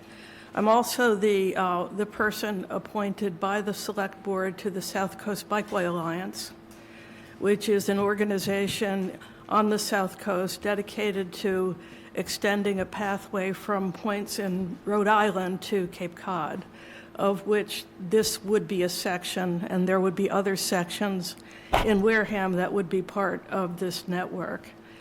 So that is the reason that I'm here, really, is to express my personal viewpoint that notwithstanding the issues that you have discussed, which I think are important and need to be adequately addressed and resolved, I am expressing the personal point of view that building additional multi-use paths in the town is a good idea. It's good for bicyclists, for walkers, for kids going to school on this particular stretch. I think the advantages of exercise are well known at this point on health outcomes, and I think this project could be part of that. I am stepping in the shoes of Alan Slavin, who for many years toiled in the vineyards to advance this project, and I would want to recognize the role that he's played in bringing it to this point. There is a group of citizens that have been meeting and talking about this project, among others. Our goal really is to see what we can do to advance Wareham in its use and construction of multi-use paths. And so that is our interest, and we're here to be as helpful as we can be in expressing that point of view. Thank you. Thank you. Anything else? But you know the road, right? I bicycled on that road. Okay. And you survived. Yes. That's why I'm in favor of doing something there. Thank you. Anybody else to comment? Come up and identify yourself, please. I'm Susan Mann from Onset. I live at 127 Onset Avenue. And I appreciate the amount of work that is going to go into this to protect our wetlands and preserve as many trees and make the path as beautiful as possible. And I am very much in favor of this path. I'm a member of South Coast Bikeway Alliance, and we have been putting on, we've been to the school on Minot Forest Avenue a couple of times for helmet giveaways, for safety programs for the kids, and we've talked to families and parents about this proposed path, and people are very excited about it. What got me involved with this at first is that my young adult son, who doesn't have a car, goes to Wareham Crossings from Onset, where we live, and he bikes on this road. And I'm not comfortable with it at all. When you drive a car down there, I can't even imagine. There's just very little room for a bike. It just seems so dangerous. So the path will provide lots of recreation, exercise, safety, safe way for kids to walk to school, bike to school, and I think it will be wonderful. Thank you. Thank you, Susan. Anybody else? Anybody else? If not, we've continued the hearing until August 19th. Thank you. Yeah, thank you all for your time. You deserve overtime for this one. Hazardous duty pay. Yes, coming in front of Sandy, hazardous pay. Yes. Okay, then I'll see you somewhere down the line on Minot Forest. All right. Next one is, we have River Hawk at 19 Bay Point. They want a continuation until July 1. I should make a motion to continue to July 1. Second, all in favor? Aye, opposed, abstained. We're continuing. The next one is 17 Atlantic Ave. They've requested a continuance until 7/1. Make a motion to continue to 7/1. I have a motion and a second. All in favor? Aye. Opposed. Now, Christine sent out some new documentation. I strongly recommend you take a look at what she attached. There's some new plans there. Next one is 16 Whittle Cove Lane, So they requested a continuance to August 5th. August 5th. Move to continue to August 5th. Second. I have a motion and a second. All in favor? Aye. Opposed, abstained. We'll continue until August 5th. Next one we have is 3 Marks Cove Road. I've tried reaching out to the applicant, but I haven't heard anything back, and we still don't have a DEP file number. No DEP? Move to continue until July 1. Second. I have a motion and a second. All in favor? Aye. Abstain. Opposed, abstain. We're continued. Point Independence Yacht Club wants a continuance until July 15th. So moved. Second. I have a motion and a second. All in favor? Aye.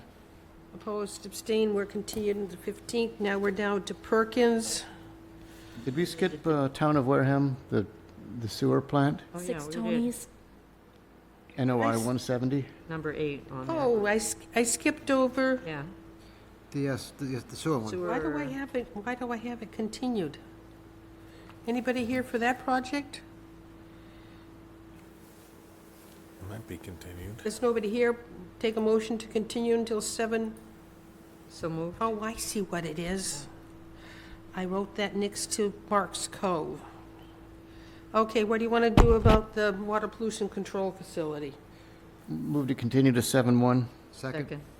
I have a motion and a second. All in favor? Aye. Opposed, abstain. Now we're down to I just have a Joseph. quick question about Yes. that. Christine, are you in touch with that group at all? The engineering firm that's handling that? I haven't heard from them. Okay. Here we go again. The next one we have is Joseph Perkins, 29 Old Town Road. We're missing a DEP. Do we have it? Yeah. Still don't have it. Okay. Move to continue to 7/1. Second. I have a motion and second. All in favor? Aye. Opposed, abstained. That does all our continued hearings. Now we go down to certification of compliance requests. So for the first certificate of compliance at 258 Barker Street, I'd recommend the issuance of a certificate of compliance with a couple of continuing conditions from the original order of conditions, which will be boats used at the dock shall be modified so the lowest part of the engine is not allowed to be lowered to less than 12 inches from the bottom substrate. And in the off-season, the dock shall be stored in an upland location approved by the Conservation Commission. The outer pipe piles associated with the structure shall also be removed in the off-season. And when the dock is installed at the beginning of the season, the structure shall be placed in the location indicated on the site plan. The deck shall not extend out, the dock should not extend out greater than 40 feet from the edge of the pond as indicated on the approved site plan dated January 3rd, 2018. Ramps shall not be added to extend the structure out beyond 40 feet from the edge of the pond. Does anybody have any questions about the additional conditions associated with this certification of compliance? Yeah, can you, so what was the original work that was done? It was a dock. The replacement of a dock? Yeah, they were originally going to be doing a 40-foot long dock at White Pond, I believe, and they actually ended up making it 30 feet instead of 40, so it's a little bit smaller than is originally proposed. But all of these conditions were still included in the original order of conditions, and they're continuing conditions, so that's why they're keeping on here. Okay, thank you. Are they selling as to why they're looking for the order of conditions, the certification? I don't know if they're selling or not. But they want to finish it, they want to close out that permit. yes, they want their lien on the property removed. Yeah, and the dock itself it's a temporary, so it's made out of like aluminum, and it has holes cut all into it, so there's plenty of light getting through to the vegetation below. All right. Motion to issue certification of compliance? Yes, so moved. I have a motion. Second? I have a second. All in favor? Aye. Opposed, abstain. Okay, next, please. For 72B Burgess Point Road, there is the matter of crushed stone being placed on the road all the way up to about 74 Burgess Point Road, which is not included in the plan.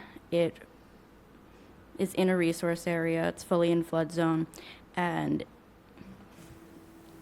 it shouldn't have happened. So if we make do we need a enforcement order so that we can require a removal of all that crushed stone and the restoration of the walkway? Do we need an enforcement order?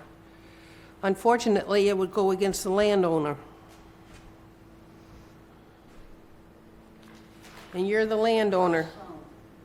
Oh, that's big. It's not crushed. Those are stones. Yeah, it's not Yes. crushed. No, there are some smaller too, but they're not crushed. No. Okay, you want to comment on this? You have to go in front of the microphone if you want to. Here, you can. Because we're going to have to issue a enforcement order against the landowner. And that's you. What does that mean? We would require that the stone be removed. I didn't put it, No, I know you didn't. Christine, help me here. I mean, we have to go to the landowner. Yeah, unless there is, because with Bay Can Point. you hear her? yeah. Okay. I'm sorry I have to be so close. Then go closer to her to hear her. So we did have, Bay Point was one case where it was able to be proven that the landowner wasn't the one who did the work that affected the wetland in the area. So the enforcement order was recorded on the person who actually did that. And we think that the owner of the 72B was the person who actually did the work? Yes. So we can issue a enforcement order on the owner of 72B requiring the removal of all the stone. Let's do it. We can also deny any certificate of compliance request until that's done. He said that we can also deny any certificate of compliance request before it's done. So, And the reasoning would be because the work was beyond what had been approved. Up, you want to come up and identify and your relationship with this project? I own 72B Burgess. Okay, have a seat and tell us your name, please. My name is Ryan Vlaco. I own 72B Burgess. Oh, you're the one. That fixed the bumpy road, yep. It was beyond fixing. Okay, I strongly disagree, ma'am. Like, the road That's- is, I just want to understand if I'm being held responsible for the small section that I fixed for all the other neighbors. Where's the line drawn that all the stone's removed? It's a stone road all the way out to the pavement. Where would you guys like all the it stone? never used to be stone, it used to be dirt. Ma'am, I didn't do all the stone in any way. Then who did? I don't know. Paid for it? Not me. I know, the road is stone as soon as you come off Burgess Point pavement all the way in. I don't know why the road has been like that since I moved in. It's been stone. I just fixed the one area. Ma'am, it's 100% been stone since I've lived there. You can ask if Marie. they- Actually, if- ask Marie if you'd like. Did I stone all the way to the pavement, Marie? My road, yeah, it's a different road. I stoned from my driveway all the way to the asphalt? I don't know about the asphalt. No, like where you put your trash cans. I don't know about that, I don't own that. I own Burgess Point, down at the Burgess Point Road, I own a half an acre. It's in my deed, blah, blah, we've been through before. And The it's a question, half an acre. Christine, we're talking about the point where the road comes off of the paved road and it was dirt all the way up to Henry DeJesus's property, all the way up to It's 72A stone the entire and way. 70. Not stone this size. yes, so it was dirt before. It was dirt. It was always dirt. I It's didn't still stone. I dirt. didn't. It is actually still dirt at 74B beyond. Yes. It stops just there at 74B. 72B. It stops at 72. It doesn't go all the way to Yes, 70. I know, because the road in front of your property is still dirt. And that's how the road used to be that way. It was up to DeJesus. So why, any idea who put all that stone, who paid to have that work done on the road? I don't know. Not you. No, ma'am. I just carried the same thing that was already It just happens to end at the edge of your property. No, ma'am, I'm not denying that I didn't do in front of my property. I'm not denying that at all. I'm very much admitting to that, ma'am. 100%. I'm saying that the stone is, So- I did a small percentage of the You stone. did it from 72A to 74. 72 to 72. I stopped at the edge of my property. It doesn't go to her property. I know it Subsequent- stopped, My road. it stopped at her property, which is 74. Yes, ma'am. So you went up to 72, between 72A and 72B is the section you did, Yes, ma'am. and you paid for it. Yes, ma'am. I guess we're interested, who's the name of the contractor? I own my own construction company. I did it. I did the work myself. And then who paid from 72A to DeJesus's property? I don't know, ma'am. That's been done. But you said you're contractor. You're the contractor. No, ma'am, I'm saying that I installed the stone in front of my property. I did that stone, I'm 100% admitting to it. I just tied into the existing stone that's been there for the past 5 years I've owned the property. I just fixed the road that's been the same since I've moved in there. I would love an on-site visit if you guys would like to tell me the difference between the stones that's there. I do this for a living, I own a sand and gravel company. And I would love for you guys to show me the difference between the stone driveway that's all the way up to where I fixed, and just from the wintertime that was destroyed from all the snow we got. All I did was fix the stone in front of my driveway. That's all I did. Well, we can put a enforcement order from 72A to 72B and have all that stone removed, What would you like the elevation to be put back to? what it was. It was stone before. No, How many times have the- we driven down that road? to When I make it drove down there, it was dirt. sand and rut and roots, Yeah, tree roots. it was- That was it. It There was was dirt. no stone. It was dirt. Oh, And with the road from 72A down to 74 and beyond, that is still dirt. So that's what that it was would the have to be. condition of the road. Yes, so that's what it would have to be returned to. If you'd like the stone removed, just let me know, just in that one section. Everyone else can put stone, but I can't, just so I understand. No, if we can find out who did the rest of it, we'll do the same thing to them. Okay. But we don't know who did the work.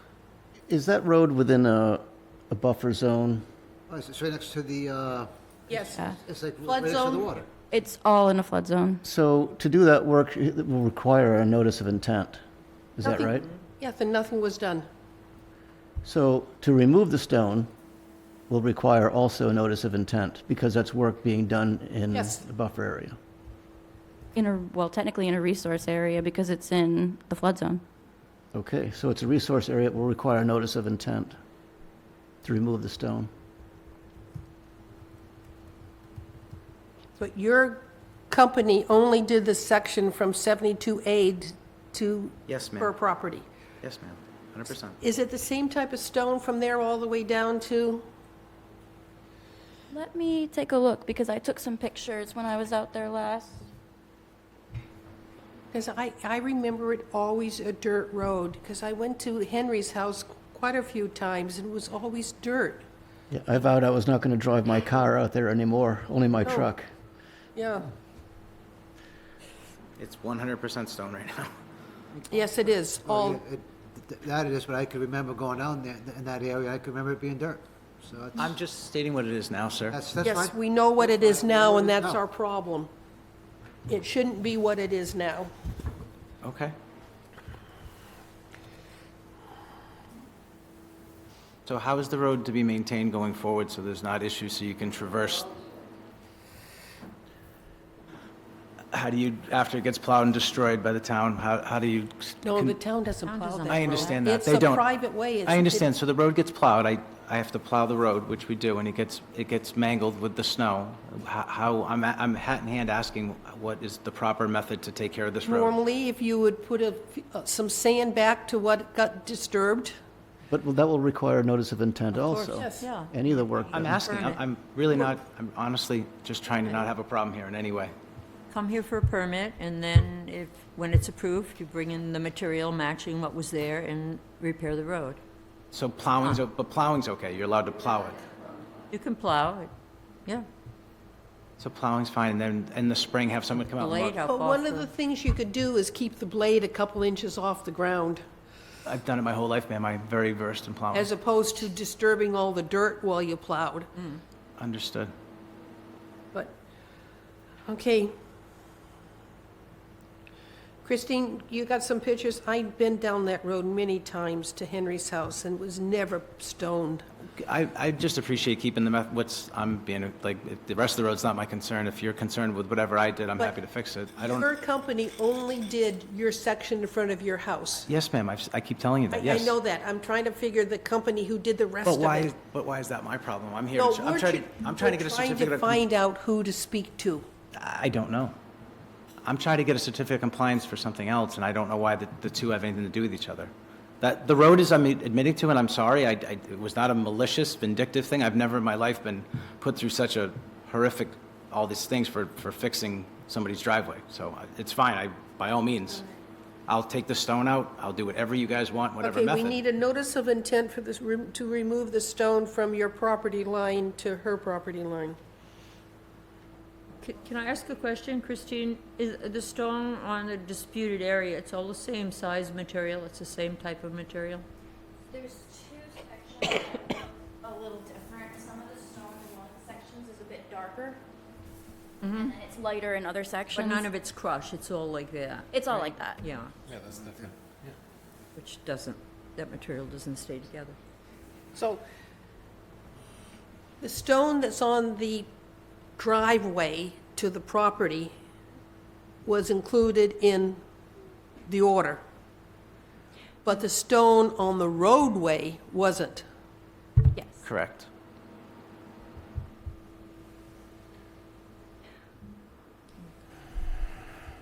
I'm going to pass that down to Chris.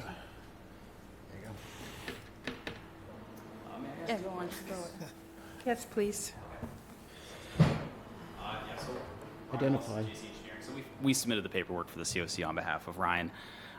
So everything that we had submitted for that COC request was done in accordance with that plan. I think it's clear there's going to be action taken on the road. Is there a way to approve the COC request, knowing that, Mr. Vlacho's still going to have to, he's going to obtain an enforcement order or have to file a notice of intent? Is that something the commission would be open to? Just on that. Okay, the question is, this certification of compliance is for the work that's done at 72B, not including this road. Are they good? Have they done everything that was in their plan for 72B? For the certificate of compliance request that they've submitted, yeah. Was part of the original NOI graveling of the driveway? The plan had a little bit down towards the driveway, but it didn't extend out into the road. So we can't grant a certificate of compliance because they went beyond the order of conditions for that NOI. It's just like if you built a deck and you built it larger than what was approved. It's the same thing. It's the same exact story. But wouldn't that be on a different piece of property, sir? That's all in the same property, in the same... Part of the same project. It's not the same project. They're Well, two that's what separate you say, projects. but I say it is part of the same project because you gravelled the driveway and part of the roadway. I gravelled the roadway, and I did everything on the certificate of compliances, right? The reason I'm asking is I have a bit of an issue where I need to get this taken off my deed to close on a mortgage. And again, I'm not hiding from this. I'm not doing anything. I'm happy to fix everything. I'm just looking to close out my house, and whatever you guys want the stone taken, I'll take it out tomorrow morning. I'll do whatever you want. I'm not, it's 2 loads of stone. It's not worth my aggravation to squabble over this. I don't care. Like, I'm not hiding. I go in front of conservation commissions constantly. Whatever you guys want. I'm not going to fight with you over it. I just want to treat them as 2 separate matters. You can enforce the other one. Unfortunately, the work to remove the stone is going to need a notice of intent. And then let's do it, whatever you'd like to do. I'm not saying no to any of it. But if we do just bear with me. If I do an enforcement order, does that enforcement order get placed on the deed? It will. So if we do a certification of compliance and then add one for the enforcement order, we still have a hold on the deed. There's still going to be something on the deed regardless. Oh. But I would argue that I would agree with Scott that it seems more of an extension of a project. So one of the things to consider is a amended order of conditions that includes the removal of the stone on the road. That is a possibility, yeah. All right. But that's going to require an NOI before we Yes. can amend the conditions. Well, we need an amended order of conditions. Yes. Microphone. Is a half an acre long. Well, no, we're only talking about what's in front of his property only. Oh, he put it in front of the... He's telling us he did not. 72. She's not in front of a microphone, Madam Chair. I know, they can't hear you. It's in front of both. It's in front of the I 270. know, but did your company lay it between 72A and 72B? Yes, ma'am. Yes, he did. You just Yeah, told you me said you that only before. did what was... 72A and 72B in front of both the driveways. And how about down to Henry's house, down to the... No, it goes around the corner to there, Yeah. and then the rest of it is not. The rest of it was the existing stone. I was there. I will speak to Henry. I don't remember Stone. Henry is Henry not the doesn't live owner there. now. I know, but Okay. he was at the time. Well, yeah, okay. I have... Ma'am, I'm not hiding from any stone. Whatever stone you want taken out. I don't want to squabble over this. Whatever stone you I want want. the whole roadway taken out. I'm not touching I didn't do the whole road. Yes, Why- he did. Wait a minute, did your company do the there. whole road? See, this, No, I was sitting there absolute- trying to block him. Your away. company only did what section? From my driveway to Jesus is the easiest way to explain it then. They're all 72. When you mention 72, they're all 72, ma'am. I'm not trying, 72A and B. it's 72, 72A, and 72B. And, because Henry's was 72. Yes, ma'am. In front of every 72 on Burgess Point, I stoned.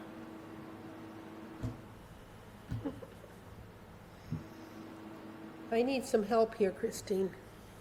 What would your recommendation be? Well, like I said, you can either amend an order of conditions to include the removal of the stone. We could put an enforcement on Okay, it. But if we do an amended order of conditions, it would be only the section in front of 72A, 72B. Yeah, so it might be more practical to do an enforcement order since. The whole road. For the whole 72 down to 72B. For where it comes, what's the name of that paved road? Winship? No, Burgess Point Road comes up to Winship. Widow's Cove, yeah. Okay, so at the intersection of Widow's Cove Lane and 72 has been stoned.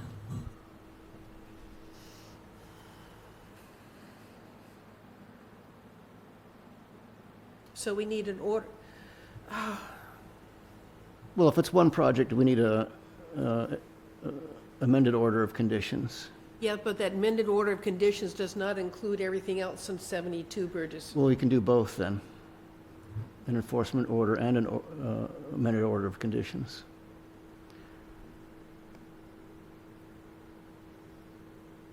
But the amended order of conditions would only be at 72B. Yeah, and then an enforcement order for any additional. But the property owner is going to have to come back to us with a request for an amended order of conditions.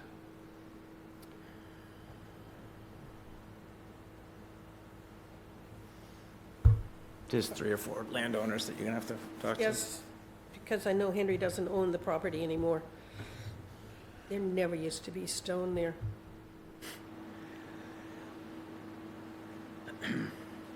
They only have to Okay, sign the off. issue is, we want all the stone that had been placed on that dirt road for 72 Burgess Point Road removed. How do we make that happen? There's one other Enforcement. option. And that is for the, if it truly is an improved roadway, and all of the property owners along the way want it to be improved, I'm putting that just in quotes, they could all come to us with a notice of intent to, After the fact. after the fact, to have the work Just pay the fine and pay the fines but It is- every one of the landowners is going to have to agree to it, though. That would be the caveat. There's So no there issue would with that. have to Well, be, in that case, you need the property owner's permission to do any work on that road. Exactly. and there's the property owner. But I have it in my deed that I'm allowed to maintain the road that I have from Marie. All agree. It's, Well, ma- Robert Perry. it's, Oh, and yeah, there, we're not going into that, because he sent you letters. We never returned the. Okay, we're off point.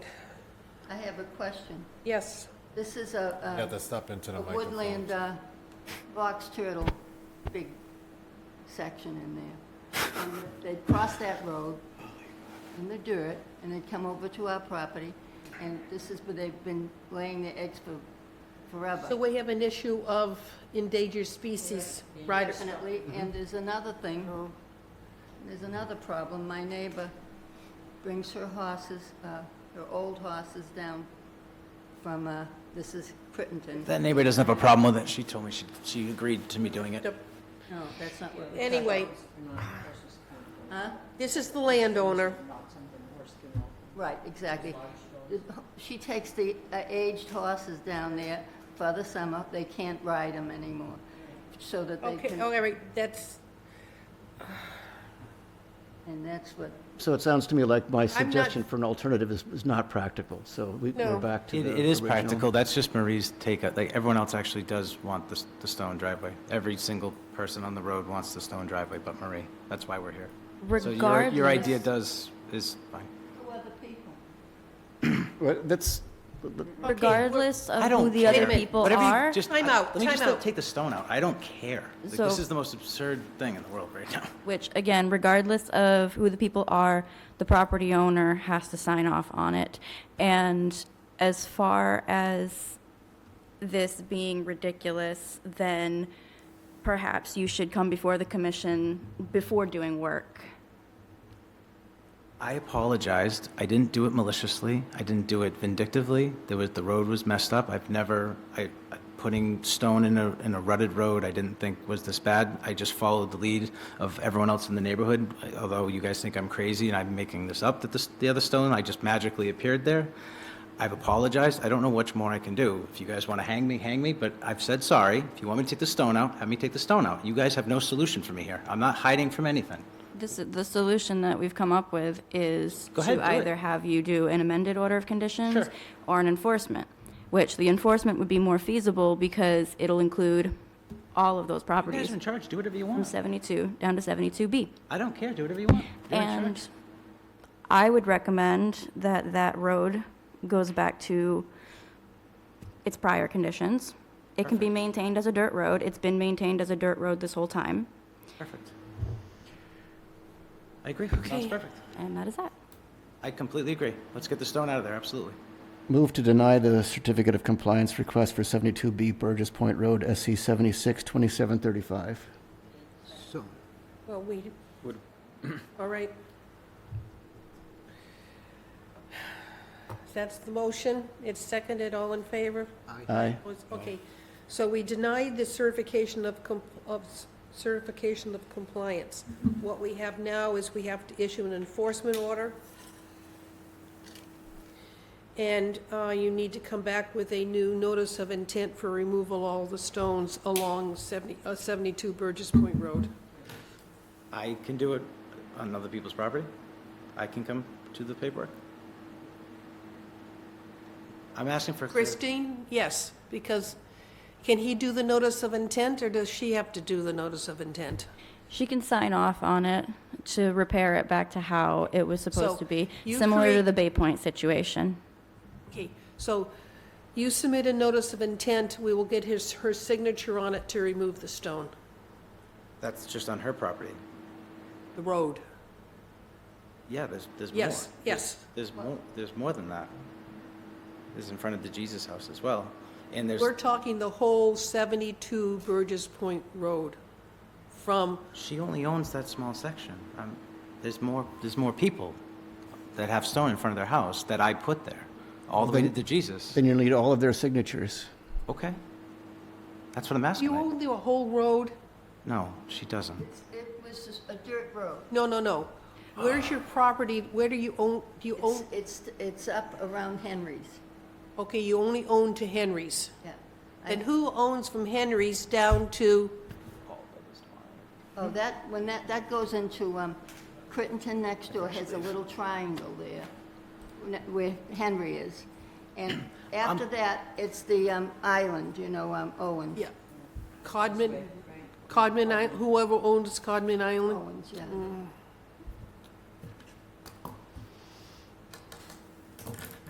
Do they know they're, never mind. She does know. Everybody knows. What? Never mind, I'm just trying to find a way to make this happen.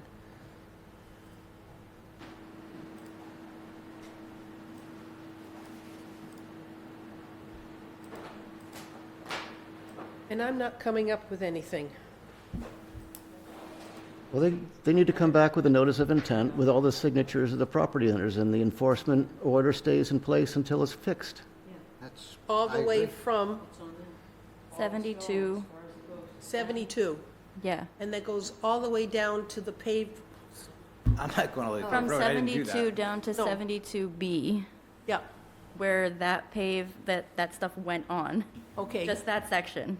So the property at 72 Burgess Point Road, which includes 72, 72A, and 72B, is to be included in a enforcement order followed with a notice of intent to remove the stone with the property owner signature approving the removal of the stone. And if I sign it, why do I owe?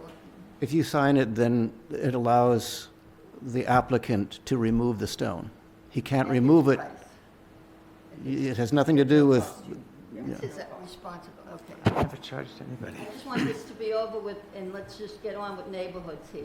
Okay, that gives And the rest us- of the stone stays, though? The rest, the neighbor, all the other Well, stuff? we'll work on the rest of it. Oh, I'm only asking, Yeah, just so I'm clear. We'll work on the rest of it. The same way that I'm being held responsible, the rest will have, because they own the property that's all stone. Yeah, It's but pretty easy to find out who it is. They must have approved the cost of putting that stone, the whole... It's on their property. I They did know. it. They put the stone down. I don't know why you Who's keep... they? I thought you said earlier that you put it all down. I thought I heard No, you ma'am, say that. 72s. That's it, 72s. The rest, the 75% of the rest of the road has already been stoned by somebody else. I was just making sure that you're So gonna... we need to find... So the same enforcement order I'm gonna do, you're gonna They're do to gonna everyone have- else, We too. identify the owner of the rest of the road and give them a enforcement order Okay, and just, require their notice of intent to remove it. so they'll do the same stuff I have to do. Yes, that is our intent. We want that road removed, returned to what it was, Okay. which was dirt. When did the stones get in there? When This year. 2 years ago. I walk out there because I steward that piece of property for the CR for the Wareham Land Trust, and it was dirt last time I was there, which was the monitoring in, I think, April. It was dirt when we went out there to look Right. at the fire pit. It's all new.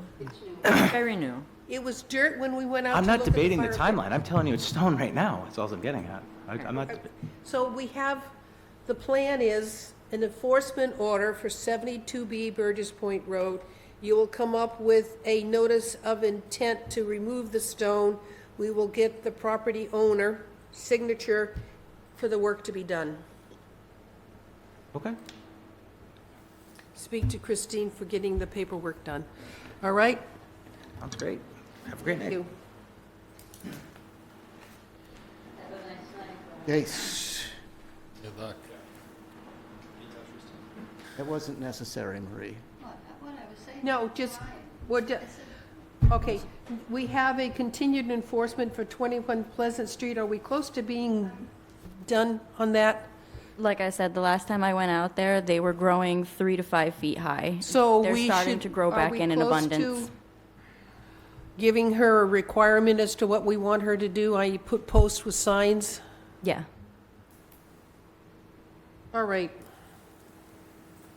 I know you wanted to talk about the nitrogen bylaw, but we have a Jordan Johnson, are they here? We have an application for membership, but is that person online? John? I don't, I don't see a Jordan. He must have lost interest. no, he's very interested. Well, he's not here, and he Haven't hasn't heard been... anything. That's weird. All right. We have no minutes. Oh, by the way, we still don't have minutes for July 2, 2025. Great job. The minutes of June 18th, 2025 was approved in August of 25, but it's still not been posted. It's not on the website. I'm gonna have to look back in the files to find them. Okay, we haven't had minutes since March 18, April 15th, May 6th, May 20th, so we're missing some minutes. But what bothers me is July 2nd, 2025, we haven't even seen the minutes. Okay, tell what's now in the minutes that we're looking for the minutes. All right. We're down to your nitrogen bylaw discussion. You gave us a revision. Right, yeah, thank you for the comments back and suggestions and questions as well. And I'll just reiterate for the public that the town of Wareham has committed to reducing nitrogen flows, excess nitrogen fertilizer flows into the wetlands, into the maritime environment, and so on. And there's several strategies that it's choosing to do that and has committed to the state to do that. One of them is increasing the capacity of the sewer plant. Another is sewering more of the community. Retiring cranberry bogs that have been built in the wetlands is the third one.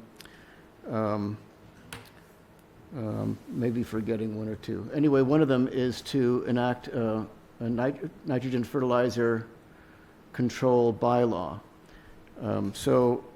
It's in the purview, I think, of the Conservation Commission to bring forward a draft of the bylaw controlling nitrogen fertilizer application in the town of Wareham.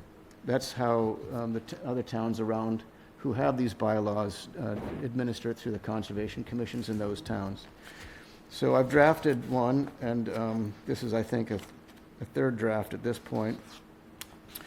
And there are a lot of, I got some really good comments and also some good questions. And I'm going to suggest, because of the lateness of the hour, that we perhaps schedule this for a workshop. We need to keep this moving forward. There's a, yes, as I think in the preliminary statement, the state has already issued a couple of permits for the town to move ahead with some of the improvements to the sewer system, but it stipulates that this nitrogen fertilizer control bylaw is part of that overall strategy. So we need to keep this moving forward. As far as I read the documents from the state, it cannot be done as part of a rules and regulation. It has to be a bylaw.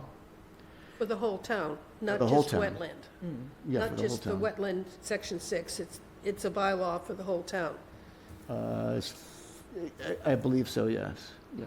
No, it's going to find its most enforcement within the Wetlands. wetlands and the But the idea of putting fertilizer on anybody's lawn, even if it's not next to wetland, that's still nitrogen fertilizer that will be seeped into the water table and impact the flow eventually out into, exactly into Right, the it's gonna get ponds there. into the ponds and rivers and yes, so on. Yeah.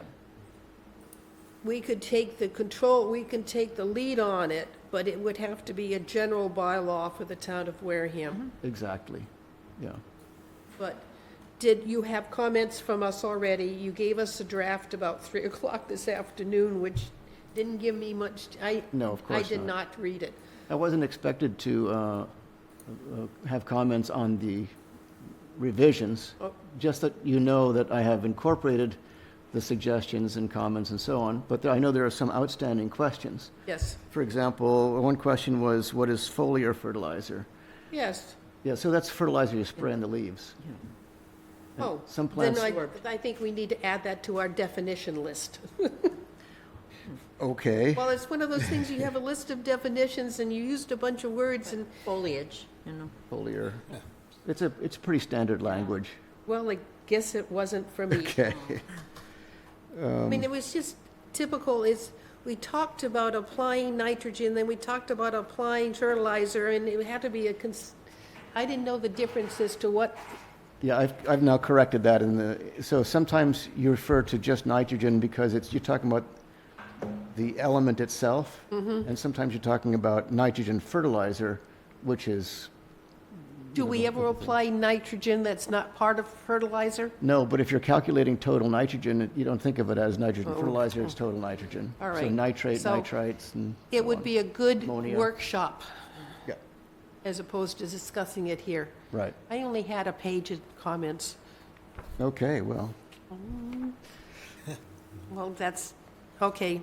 So, folks, and I should also say that I've liberally borrowed from the town of Falmouth and also Nantucket.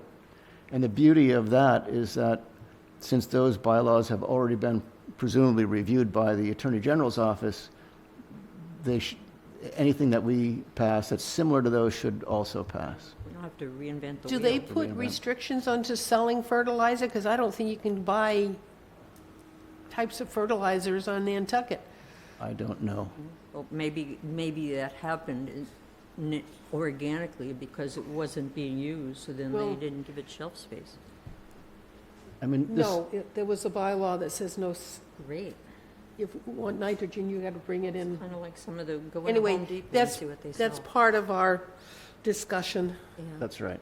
And I think we could ask Michael whether, can you ask Yeah, what, if whether or not, what type of fertilizer Lowe's sells? And if they know what is slow releasing or, I was gonna ask a different question here, but, no, gosh, we asked some, I imagine we have so many different fertilizers, I would imagine now. Yeah, but and the Garden, and the Garden Center has actually different fertilizers. We do have some, and please, even though I'm on the record here, I'm obviously taking this as a, I'm actually not, I'm speaking this, how should I put this? I have no financial interest in this, obviously. But, let's see, we do have some, let's say, I would say some natural fertilizers, obviously, this time of year. It's actually some that are probably more, that will actually grow some faster as well. If you've ever walked out in the Garden Center to say the far section on the right, which would be aisle 9-ish maybe, so that whole wall is like, is a, now can you there are, take a look and give us, when we do our workshop, as to what type of nitrogen loading All right. percentages and the various, I'll try to take a look. Isn't it in the labeling? Don't they have percentages? It should be. See, works. Yeah. It should be, yeah, it should be like on the back, or Read it the should label. be, Because I would like to be able to say, I'm sorry, you can't apply fertilizer for these several months, therefore fertilizer cannot be sold for these months that you can't apply it. Or that once we have a bylaw in place, we look at slow releasing, low, and that's the only type of fertilizer that can be sold in the Right. town of Wareham. If you want to go to Marion, so be it, but Wareham says part of our bylaw is restricting the type of fertilizer available for anybody. It not could just- help. Yes, anyway. Do you want to talk about when we do a workshop, or talk about that at the next meeting? I know you want to move things along, so do I. It's almost 8:30. I'm tired. Yeah, we're all tired. Yeah, it was a tough one. Yeah. I'm not thinking. Maybe, Christine, you could propose a date for a workshop, and then, or a couple of dates for a workshop, dates and times, and we'll circulate that around, see if we can find a time that we can all, or most of us meet. That'd be great. Yeah, I can, is there a specific time frame that you guys are Well, thinking? We have people that work. yeah, Monday nights are probably the best night for me, to be honest with you, if possible. Monday. Kwame? My schedule rotates, so. Keep just have to going after this throw it meeting. out there, Don't you have an see where espresso that machine? sticks. All right, on Monday, I'll throw together some dates that might be good, sometimes that might And be it's- good. Doesn't have to, it can be any room at at 54 Marion Road, Sandy, 24, 27. What if, for instance, the next meeting, even though every time it looks like a pile continued, then they're not here, if we end up, it's getting to be a lot earlier than this, we just go for it. We're all here. It has to be on the Well, agenda then, right? Yes. Ah, Yeah. okay. Well, we can put, things are on the agenda all the time that we don't end up doing. Yeah. So that's only cost the ink on the paper. And that may not be a bad idea if all else fails. You know. Well,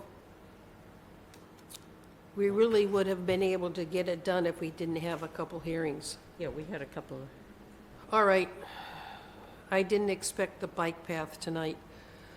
Oh, yeah, he wanted to come in and just at least give an update because it's a large project and there's a lot of agencies that are involved with it. So he just wanted to kind of bring it Since in. it's really the first time it has been presented since a year ago. Exactly.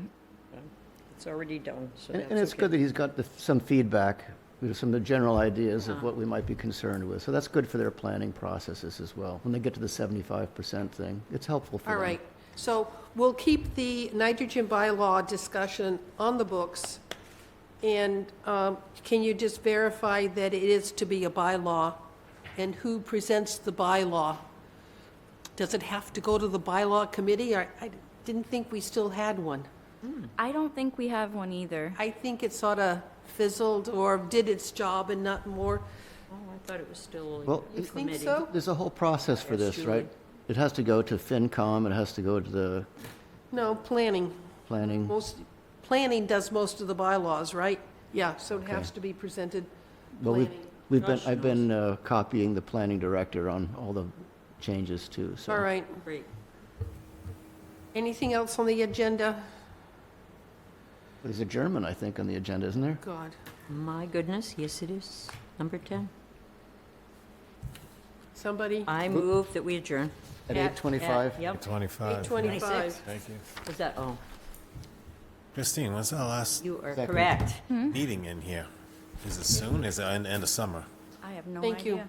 I thought we were moving out to, Want to vote on the We adjournment are moving over, or no? but Yeah, I don't think it's all in- happening I have a yet. motion I and a haven't heard second. All in anything about it. favor? Aye. Opposed? We're adjourned at 8:25.